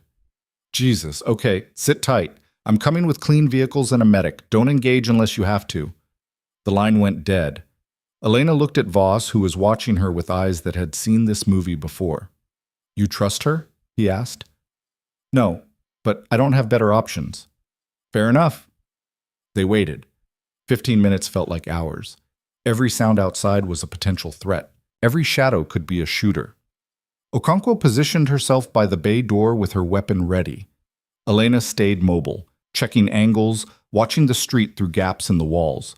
A van pulled up at 19 minutes. White. Commercial plating. Devin got out alone, hands visible, no weapon drawn. "Clear," she called. "Just me and the medic. Nobody else." The medic was a compact woman in her 40s who moved with the efficiency of someone who'd worked trauma units. She went straight to Voss, assessed the wound, started working without asking questions. "This needs surgery," she said. "Real surgery. I can stabilize him, but that's it." "Do it," Voss managed. While the medic worked, Devin pulled Elena aside. "Kane's dead. Ambush at the safe house an hour ago. 3 shooters. She took 2 of them with her, but the 3rd got her." Elena's chest tightened. "Harper? Scar? The others?" "Gone to ground. I was off-site when it happened. Came back to find the whole operation compromised." Devin's expression was flat, professional, but something moved behind her eyes. "Someone systematically eliminating everyone connected to this case. Witnesses, handlers, anyone who knows too much. Castellano's in custody. How is he running this?" "He's not. Someone else is. Someone we haven't identified." Devin glanced at Voss, who was gritting his teeth while the medic sutured. "The arrest might have been premature. We thought we had the head of the snake, but turns out there's another one we didn't see." Elena processed this. "The message I got. After the facility, it said Castellano was a cog, that the machine was still running. Whoever sent that knows more than we do." Devin pulled out a tablet. "I've been digging through Castellano's communications. There's someone he reported to. Someone higher up the chain. The messages are coded, but the pattern's there. Regular check-ins, approval requests. He wasn't running this operation. He was managing it for someone else." "You have a name?" "Partial. Initial only. K. That's it. Everything else is buried under encryption I can't crack." The medic finished with Voss and stood. "He'll live, but he needs rest and antibiotics and actual medical care within 48 hours, or sepsis becomes a real risk." "Noted," Voss said. He struggled to his feet with Okonkwo's help. "Devin, what's the status on Ross, Mitchell, and Kim?" "FBI custody. Secure location. They're safe for now, but if Kay has the kind of reach we think, nowhere's truly secure." Elena's phone buzzed. The other burner. The one that had been threatening her. She pulled it out and read the message. "Good. You survived. That makes things more interesting. Meet me, alone. I'll tell you who Kay is. I'll tell you everything. But you come alone or 3 more people died tonight." An address followed, a warehouse near the docks. Elena showed it to Devin and Voss. "Trap," Okonkwo said immediately. "Obviously." Elena pocketed the phone. "But it's also our only lead." "You're not going," Voss said. "We regroup. Build a proper operation. Go in with support. We don't have time for that. Every hour we wait, more people die. Kane's already gone. How many others before we act?" Elena met his eyes. "This is what I do.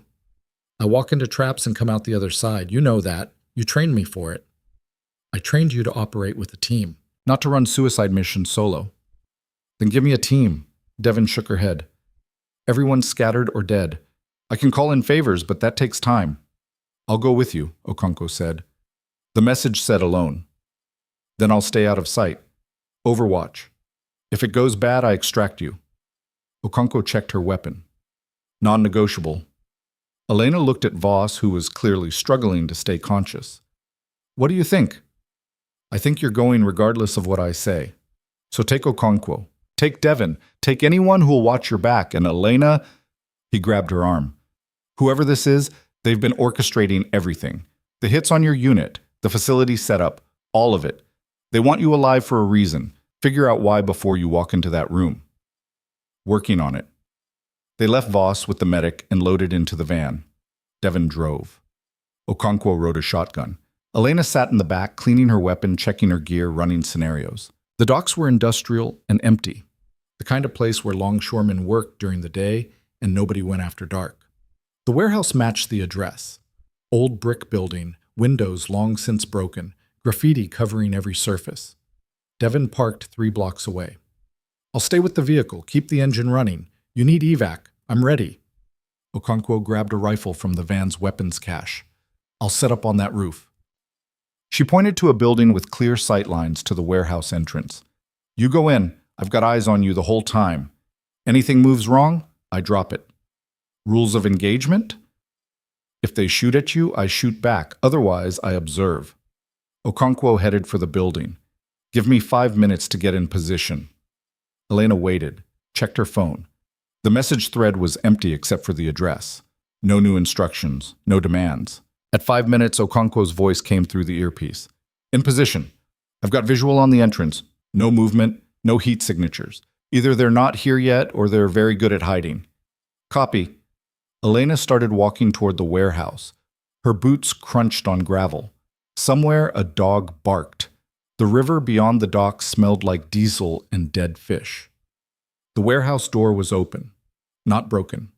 Open. Like someone had unlocked it and left it that way. Elena stepped inside. The interior was vast and dark, moonlight streaming through holes in the roof. Old shipping crates were stacked against walls. Pigeons fluttered in the rafters, and in the center of the floor, lit by a single battery-powered lantern, stood a woman. Not who Elena expected. Dr. Ramona Vickers, chief of staff from Redwood Children's Hospital. The woman who'd put Elena on administrative leave, who'd questioned her background, who'd treated her like a problem that needed solving. Surprised? Vickers asked. She was dressed differently now. No white coat, no professional veneer, just tactical clothing and a confidence Elena hadn't seen before. You should be. I've been very careful. Elena kept her distance, weapon ready. You're Kay. Clever girl. Took you long enough. Vickers moved toward a crate and sat on it, casual. I've been watching you since you applied to Redwood. Knew who you were immediately. Lieutenant Hayes, dead in Yemen. Except not dead, just hiding. Just pretending to be a nurse. Why didn't you expose me? Because I needed you exactly where you were. Invisible. Unimportant. A ghost working pediatrics while I ran an operation worth hundreds of millions. Vickers smiled. But then you had to be a hero. Had to disarm Marcus Trent. Had to show everyone what you could do. And suddenly you weren't invisible anymore. So you tried to kill me. I tried to eliminate a complication, but you proved harder to kill than expected. You survived the apartment hit, the facility trap, even the convoy ambush. Very impressive. Vickers stood. So I decided to try a different approach, bring you here, offer you a choice. What choice? Join me. Work for me. I need operators like you, people who can think on their feet, who can survive impossible situations. Castellano was useful, but he was weak. Sloppy. He got caught because he couldn't help himself from skimming. But you're disciplined, trained. Exactly what I need to take this operation to the next level. Elena laughed. You think I'd work for the person who killed my unit? I didn't kill your unit. Webb did. On Castellano's orders. I just inherited the cleanup when Castellano proved he couldn't finish the job. Vickers spread her hands. But here's what I can offer. Money, protection, a chance to stop running. You work for me, I make Elena Brooks real, full identity, background that'll pass any investigation. You can go back to nursing, live a normal life, All you have to do is handle the occasional problem that needs handling. And if I refuse, then you die here, tonight, along with Okonkwo on that roof and Devon in the van and Voss bleeding out in that auto shop. I have people in position at all 3 locations. Say the word, and they execute. Your choice. Elena's mind raced. Okonkwo had said no movement, no heat signatures. But if Vickers had people in position, they were good. Very good. How do I know you can deliver on any of that? Elena asked. Because I've been doing it for 15 years, running weapons, facilitating deals, making myself indispensable to people who move the world. I have contacts in every agency, every department. I can make you disappear or make you legitimate. Whatever you need. Vickers checked her watch. But I need an answer now. Time's running out. One question first. Why Redwood? Why work as a doctor? Cover. Respectability. Nobody suspects the chief of staff at a children's hospital of running an international arms network. It's perfect. Vickers tilted her head. You should understand. You did the same thing. Hid in plain sight. Became someone nobody noticed. Elena took a step closer. Except I did it to survive. You did it for money. Semantics. Not to the people you killed. Vickers sighed. So that's your answer. You're refusing. Yes. Shame. Vickers pulled a phone from her pocket. Last chance. Work for me or die. Elena raised her weapon. There's a third option. You surrender. Tell me everything about your network. Who you work with. Where the money goes. And maybe you don't spend the rest of your life in a cell. You're not law enforcement. You're a ghost. You have no authority. I have a witness on that roof and a recording device in my pocket. Everything you just said about running weapons and killing my unit? Admissible. Vickers' expression changed. You're bluffing. Try me. For 3 seconds, nobody moved. Then Vickers pressed a button on her phone. Nothing happened. No explosions, no gunfire, just silence. Looking for your people? Okonkwo's voice came through the earpiece, loud enough for Vickers to hear. Found them 20 minutes ago. They're in federal custody, along with their equipment and communications logs. Everything. Vickers' face went white. That's impossible. Devon called in favors while we were en route, Elena said. Real FBI. Real warrants. Your people are done. The warehouse light snapped on. Blinding. Elena didn't flinch. She'd been expecting it. Federal agents poured in from 3 sides. Real ones this time. Badges and weapons and authority. Vickers was surrounded before she could move. Dr. Ramona Vickers, one agent said, you're under arrest for conspiracy, weapons trafficking, murder, and about 15 other charges I'll read you once we're downtown. Hands behind your back. Vickers didn't resist. She just stared at Elena with something like respect. You played me. You played yourself, thinking I'd believe someone who murdered my friends would suddenly offer me a future. Elena holstered her weapon. And for the record, I'm not a ghost. I'm a federal witness. Reinstated as of 3 hours ago. Officially alive. Officially ready to testify against everyone in your network. The agents took Vickers away. Elena walked out of the warehouse into air that felt cleaner somehow. Okonkwo was coming down from the roof. Devon was pulling up in the van. And somewhere behind the eastern horizon, dawn was starting again. Is it done? Okonkwo asked. Not even close. Vickers had partners, clients. A whole network we haven't touched. But the head's gone. That's a start. Devon opened the van door. Voss wants to see you, says it's important. They drove back to the auto shop. Voss was sitting up now, looking better. The medic had done good work. He saw Elena and smiled, tired but genuine. You got her. We got her. Good. Because there's something you need to know. While you were at the docks, we identified 3 more people in Vickers' network. 2 senators, 1 deputy director at Homeland Security. The case is expanding. It's going to take months to unravel. Then we unravel it. Not we, you. Voss handed her a folder. DOD wants you back officially. Full reinstatement. Rank restored. They're offering you a position heading up the task force investigating Vickers' network. Military and civilian targets. Full authority. Elena opened the folder. Official letterhead. Her name, Lieutenant Elena Hayes, like the last 4 years had been erased. What about the others? Okonkwo, Ross, Mitchell, Kim. Same offer. Anyone from Task Force Wraith who wants back in gets their rank and a position. Clean record, full benefits. Voss leaned back. You saved a lot of lives, Elena. Not just at the hospital. Everyone those weapons would have killed. Every soldier who would have faced them. That counts for something. Elena looked at the papers. At the official recognition she'd thought she'd never have. Then at Okonkwo, who was watching her with a question in her eyes. What do you think? Elena asked. I think we've been running long enough. Time to stand still and fight properly. Yeah. Elena closed the folder. Yeah, it is. 3 days later, Elena walked into Redwood Children's Hospital. Not as a fugitive, not as a ghost, as herself. The nurses' station was busy. Different staff, different shift. But Sarah, the nurse who'd ignored her in the hallway, was there. She looked up and her eyes widened. Elena? I heard you were… there were rumors. I'm back, sort of. Here to check on someone. She walked to room 340. Mia Trent was sitting up, coloring again. Better. Healing. Her mother was there, looking less exhausted. Miss Brooks, the mother said. They told me you left, that you were on leave. I was. Now I'm not. Elena knelt beside the bed. How are you feeling, Mia? The girl smiled. Better. The doctors say I can go home soon. That's good. That's really good. Mia held up her drawing. I made this for you. It's you, saving my dad.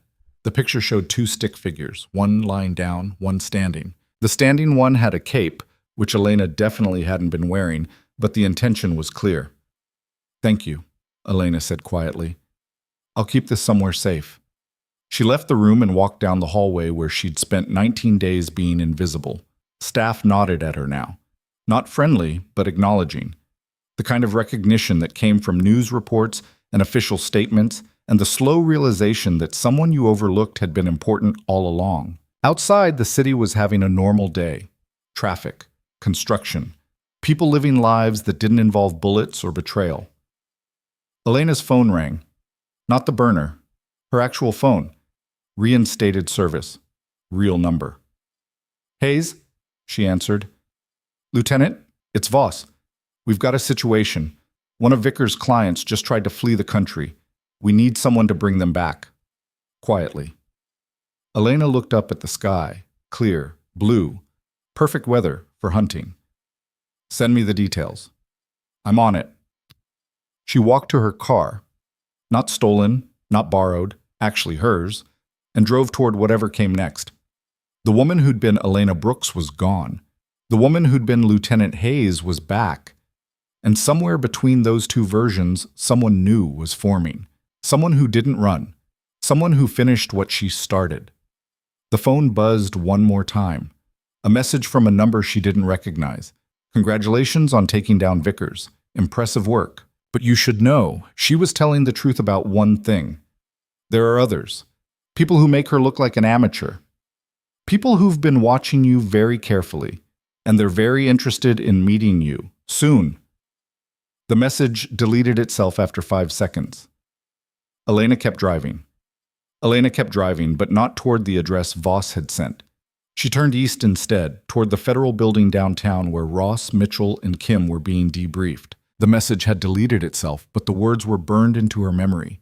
Someone was still out there. Someone who made Vickers look small. She needed her team. The federal building was concrete and glass, the kind of architecture designed to intimidate. Elena showed her credentials, real ones now, laminated and official, and was escorted to the 3rd floor. A conference room with reinforced windows and enough cameras to film a documentary. Ross, Mitchell, and Kim were sitting around a table covered in coffee cups and legal pads. They looked up when she entered, and something shifted in the air.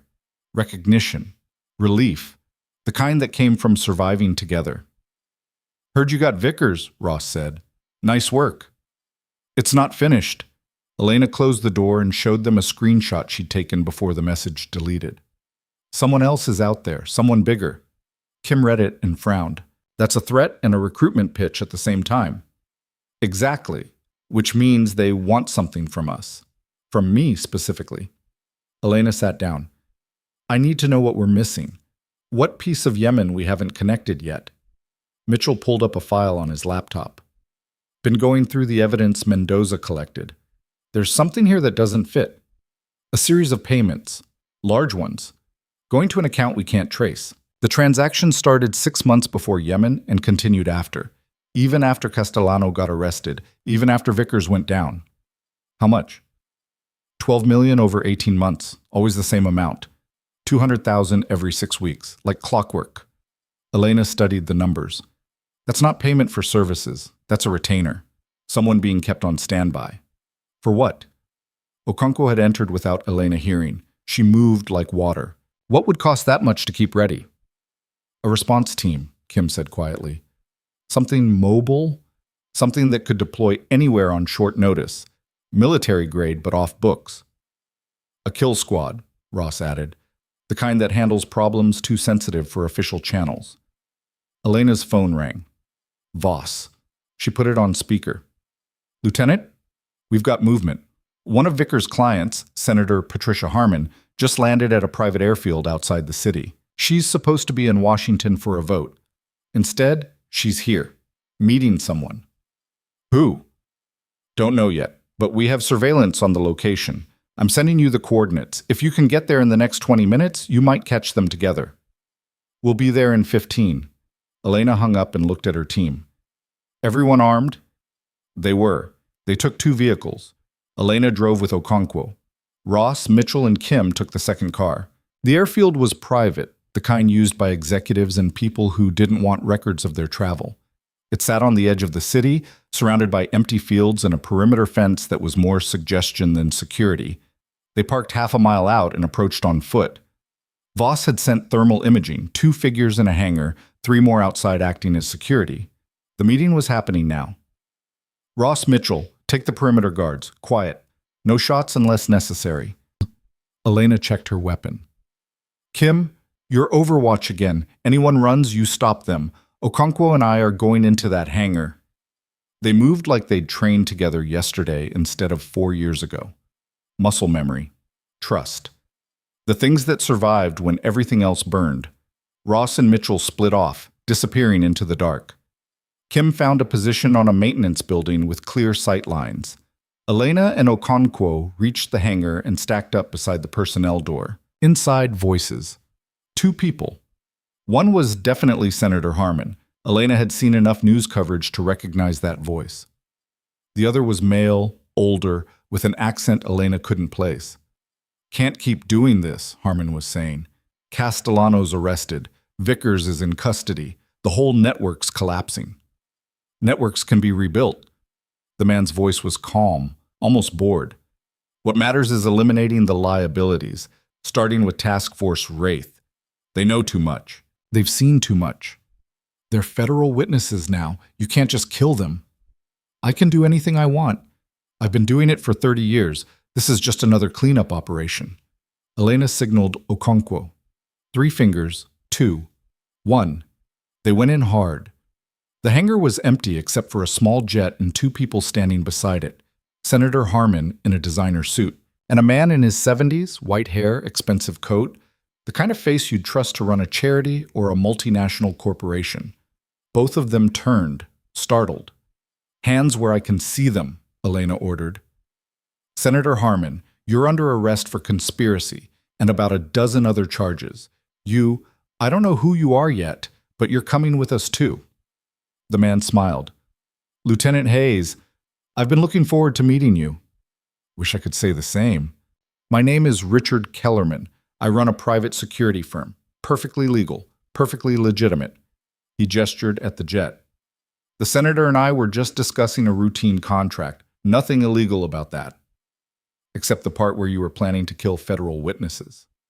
You misheard. I was discussing threat assessment. Completely different thing. Kellerman's smile didn't waver. But since you're here, let's talk. I know what you want. Justice for your unit. Accountability for Yemen. I can give you that. I can give you everyone involved. Names, dates, evidence that'll stand up in any court. All you have to do is walk away right now. Pretend you never heard this conversation. Not interested? Then you're making a mistake. I have resources you can't imagine. Connections that go higher than you've ever seen. You arrest me, I'll be out in 24 hours. And then I'll make it my personal mission to destroy you and everyone you care about. Elena stepped closer. Here's what I think. I think you're terrified.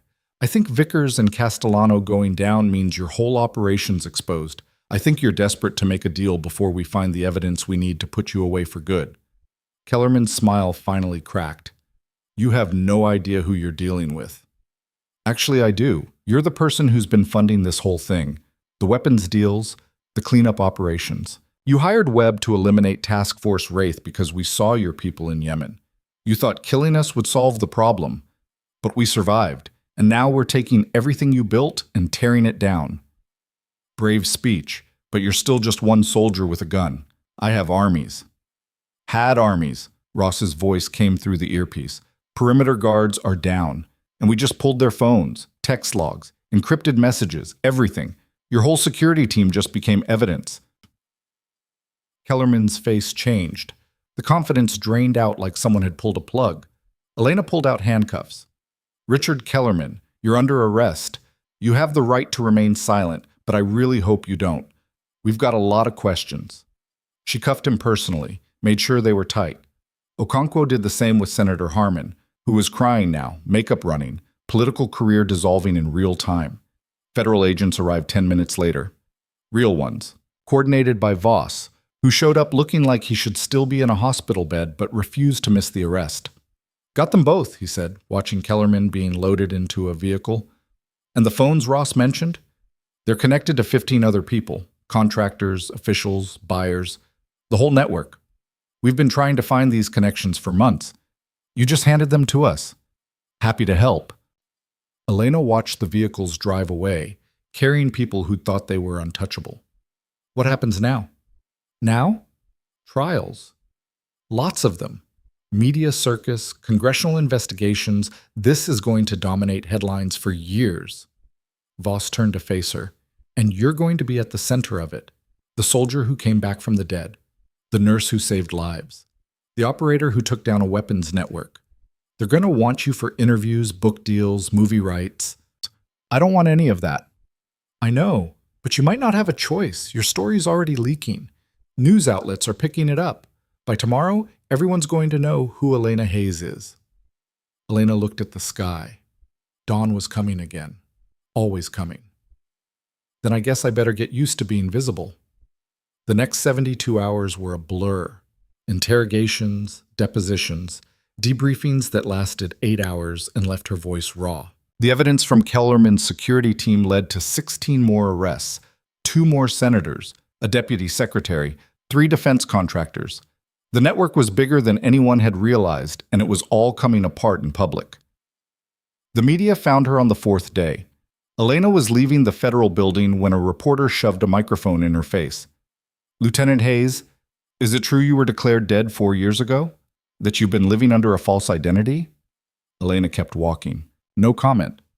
Is it true you single-handedly stopped an armed gunman at Redwood Children's Hospital? That you saved dozens of lives? I was doing my job. What do you say to people calling you a hero? Elena stopped, turned to face the camera. I say there are no heroes, just people trying to do the right thing with the information they have. I made mistakes. I ran when I should have fought. I hid when I should have stood up. But I'm here now, and I'm going to make sure that everyone responsible for killing my unit, for selling weapons to our enemies, for betraying everything we're supposed to stand for, they all face justice. That's not heroism. That's just basic decency. She walked away before they could ask more questions. That night, Elena sat in a hotel room watching the news coverage. Her face was everywhere. Old photos from her military service, new footage from the federal building, analysis from experts who didn't know her but had opinions anyway. Her phone rang, a number she didn't recognize. This is Hayes. Elena, it's Marcus Trent, the father from the hospital, the man she'd disarmed. Mr. Trent, how did you get this number? Reporter gave it to me, said you might want to talk. He paused. I just wanted to say thank you for what you did, for Mia, for me. I was in a bad place. You could have killed me, but you didn't. You gave me a chance to get help. I'm in therapy now, working on custody arrangements. Mia's doing great, and it's because you saw past the gun, saw the person. Elena's throat tightened. How is she? Really? Home. Healed. She talks about you all the time, tells everyone about the brave nurse who saved her dad. Trent's voice cracked. I don't know if I can ever make up for what I did that day, but I'm trying. And I wanted you to know that whatever they're saying about you on TV, you're exactly the hero they think you are. I'm not. You are. To us, you are. The line went dead. Elena sat in the dark hotel room and let herself feel something she hadn't allowed in 4 years. Pride. Not in the mission, not in the kills, in the saves, in the choices that had kept people breathing. The next morning, she went back to Redwood Children's Hospital one last time. Director Hastings was waiting in his office, the man who'd put her on administrative leave, who'd questioned her background, who'd treated her like a problem. He stood when she entered. Lieutenant Hayes, I owe you an apology. You owe me nothing. I do. We had a hero working in our hospital and we didn't see it. We questioned you, doubted you, sent you away when you'd just saved lives. Hastings sat down heavily. I've been reading the reports. What you did, what you survived, who you really are. And I'm ashamed we didn't trust you. You had no reason to trust me. My credentials were fake. My background was manufactured. You were right to question it. But wrong to dismiss you. Hastings pulled out a folder. I know you're not coming back to nursing. I know you have other responsibilities now. But if you ever want a place here, a real position, your own unit, whatever you need, the offer's open. Permanently. Elena took the folder but didn't open it. There's something I need to know. Dr. Vickers, when did you hire her? 15 years ago. She had impeccable references. Research background. Strong recommendations from... Hastings stopped. From people who turned out to be part of her network. We were played from the beginning. She used this hospital as cover, put sick kids at risk to maintain her facade. I know, and we're conducting a full review. Every decision she made, every patient she treated, making sure there's no ongoing harm. Hastings met her eyes. But Elena, you're the one who exposed her. You're the one who stopped her. If you hadn't been here, if you hadn't been exactly who you are, she'd still be operating. Still putting children at risk. You saved this hospital. Elena stood. I need to go, but thank you for the offer, for the apology. It means something. She walked through the hospital one last time, past the nurses' station where Sarah was working. Sarah looked up, saw her, and actually smiled. Elena, I heard everything. I'm sorry for... Don't. You were doing your job, protecting patients. I respect that. Still, I should have trusted you. Sarah held out a card. Some of us are getting together this weekend. Drinks, celebrating you. You should come. Elena took the card. Maybe, if I'm still in town. She walked to room 340.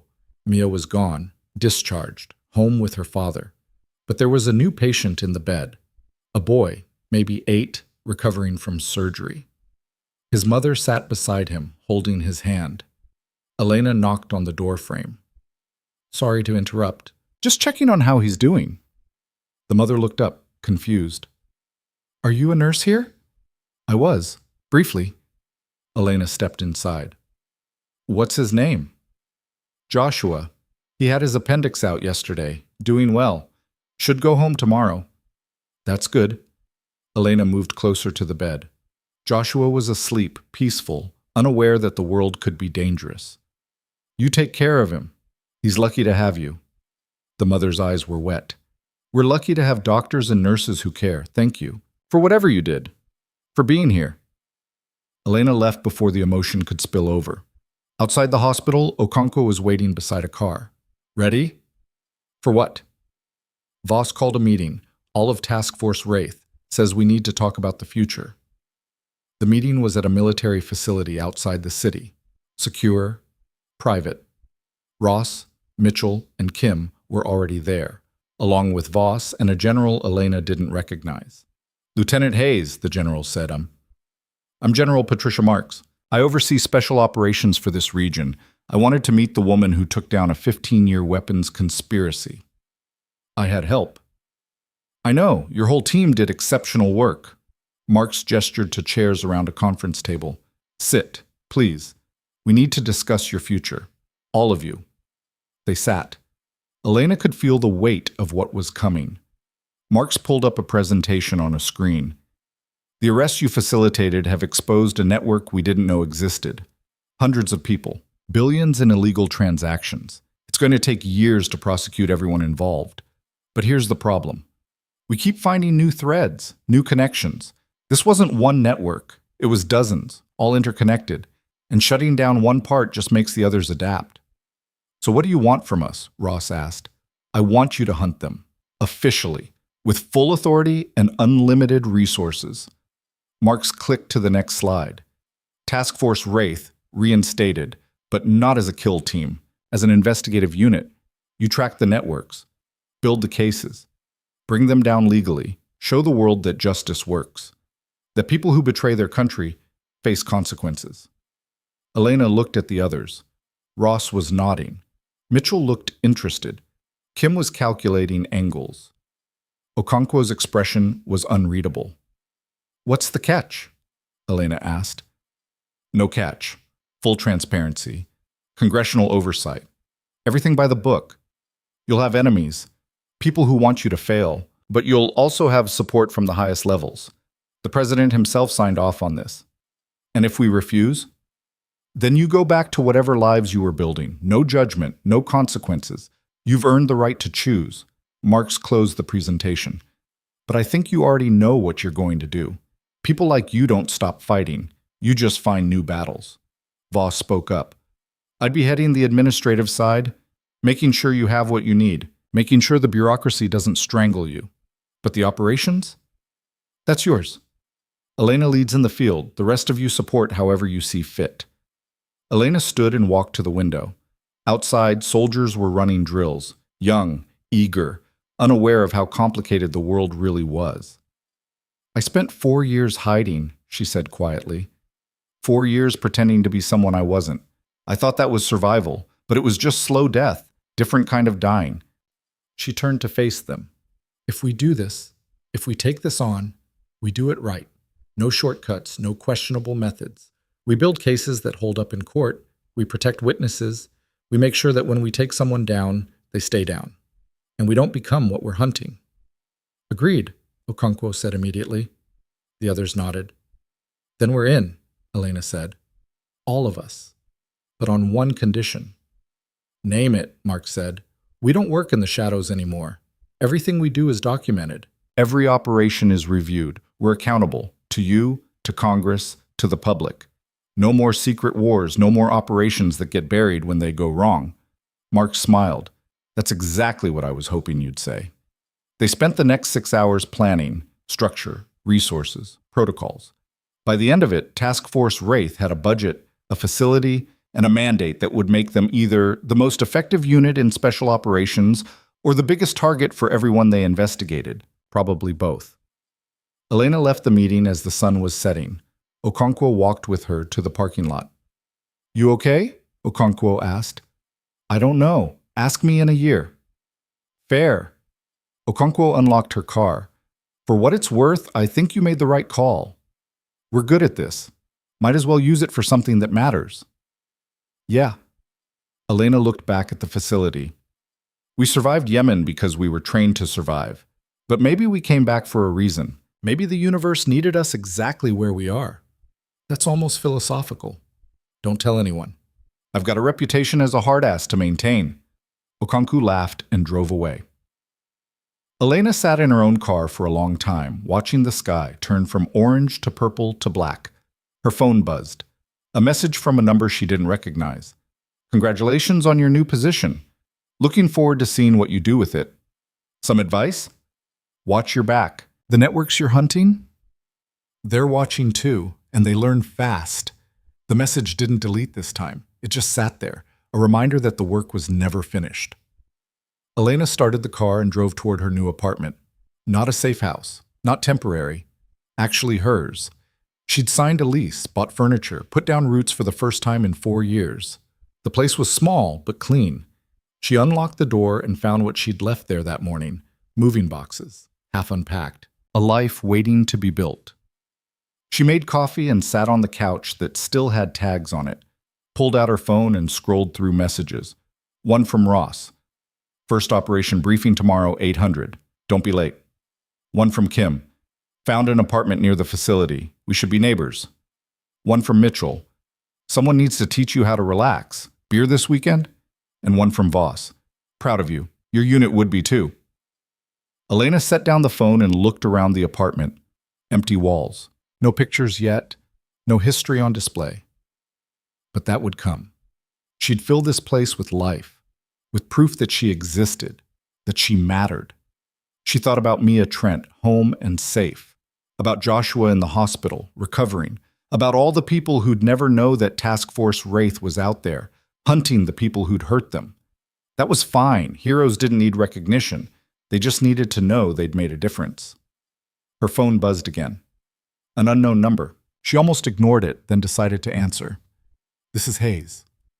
Elena, it's Sarah from Redwood. Listen, I know you're not coming back to nursing, but there's a girl here, 12 years old, gunshot wound, gang violence.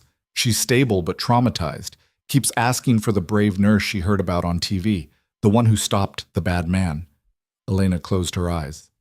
Sarah, I know you're not a nurse anymore. You're something bigger, but could you just come? Just for a few minutes? Talk to her?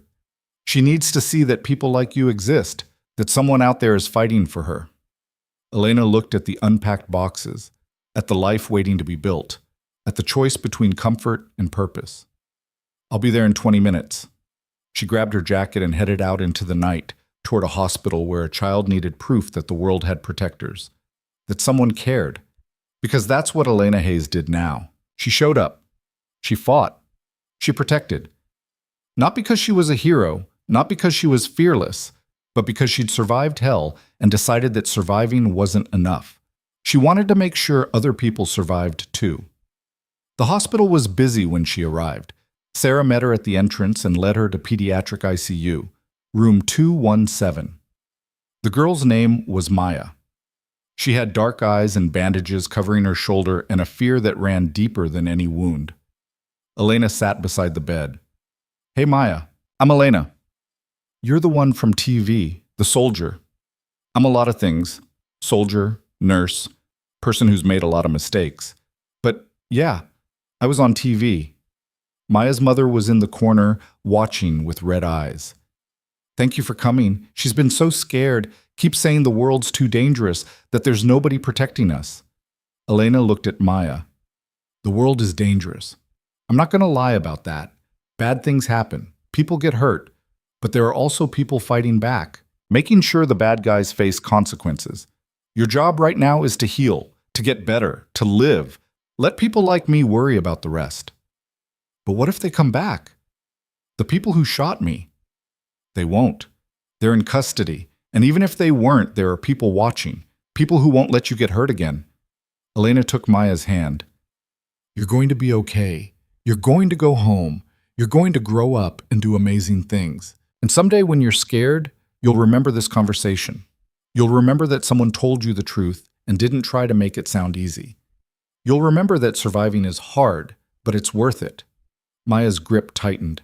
Will you come back to check on me? If I'm in town, yeah, I'll check on you. Elena stayed for 30 minutes, talked to Maya about school and friends and all the normal things that made life worth living. By the time she left, Maya was smiling. Not happy, but less afraid. That was enough. Outside, Sarah was waiting. You're good at that, talking to scared kids. I've been a scared kid. Just helps to remember what you needed to hear. You know, the position Hastings offered, it's still open. You could do this full-time, pediatric trauma specialist. Help kids like Maya recover. Elena thought about it. About two paths. About choosing between the work that needed doing and the work that felt right. I can't. I have other responsibilities. But I'll consult. I'll help when I can. And if you ever have a patient who needs to talk to someone who's survived bad things, you call me. Anytime. Sarah hugged her. Quick. Unexpected. Thank you. For everything you've done. For this hospital. For all of us. Elena drove back to her apartment through streets that were quieter now. Late enough that most people were home, early enough that the bars were still open. She thought about Yemen, about the courtyard and the fire and Williams dying first, about 4 years of running, about Elena Brooks who'd never really existed and Lieutenant Hayes who'd been declared dead. Both of those people were gone now. What remained was someone new, someone who'd taken the best parts of both and built something functional. Not perfect, never perfect, but real. She parked outside her building and sat in the car, watching lights and windows. People living lives, unaware that there were networks being dismantled, weapons being intercepted, conspiracies being exposed. That was okay. They didn't need to know. They just needed to be safe. Elena's phone rang one more time. Voss. Tomorrow's briefing got moved up. We have a lead on one of Kellerman's partners, someone in Eastern Europe. Might require travel. I'll be ready. I know you will. Hayes? Yeah? You did good. Better than good. You took something broken and made it matter. That's rare. Just doing what you taught me. I taught you tactics. You learned the rest on your own. Voss paused. Get some sleep. Tomorrow's going to be a long day. Elena hung up and climbed the stairs to her apartment. Inside, she finally started unpacking, hung clothes in the closet, put books on shelves, arranged the few personal items she owned, a photo of her graduating basic training, a medal she'd been awarded before Yemen, a coffee mug that said "World's Okayest Nurse" that someone had given her as a joke. She built a life in those boxes, piece by piece, choice by choice. At midnight, she stood at the window and looked out at Ashford City, the place that had almost killed her, the place where she'd been dismissed and doubted and underestimated, the place where she'd found herself again. Somewhere out there, networks were still operating. People were still selling weapons, still betraying trusts, still thinking they were untouchable. They were wrong. Because Elena Hayes was coming for them, not with rage, not with revenge, with process, with evidence, with the slow grinding machinery of justice that couldn't be bought or intimidated or killed. She'd been invisible once, a ghost in scrubs, a nurse nobody noticed. Now she was exactly what the world needed her to be, visible, accountable, and absolutely relentless.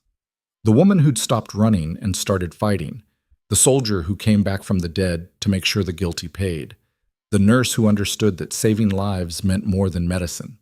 Elena Hayes, lieutenant, investigator, protector. And for the first time in 4 years, she wasn't hiding from that truth. She was living it.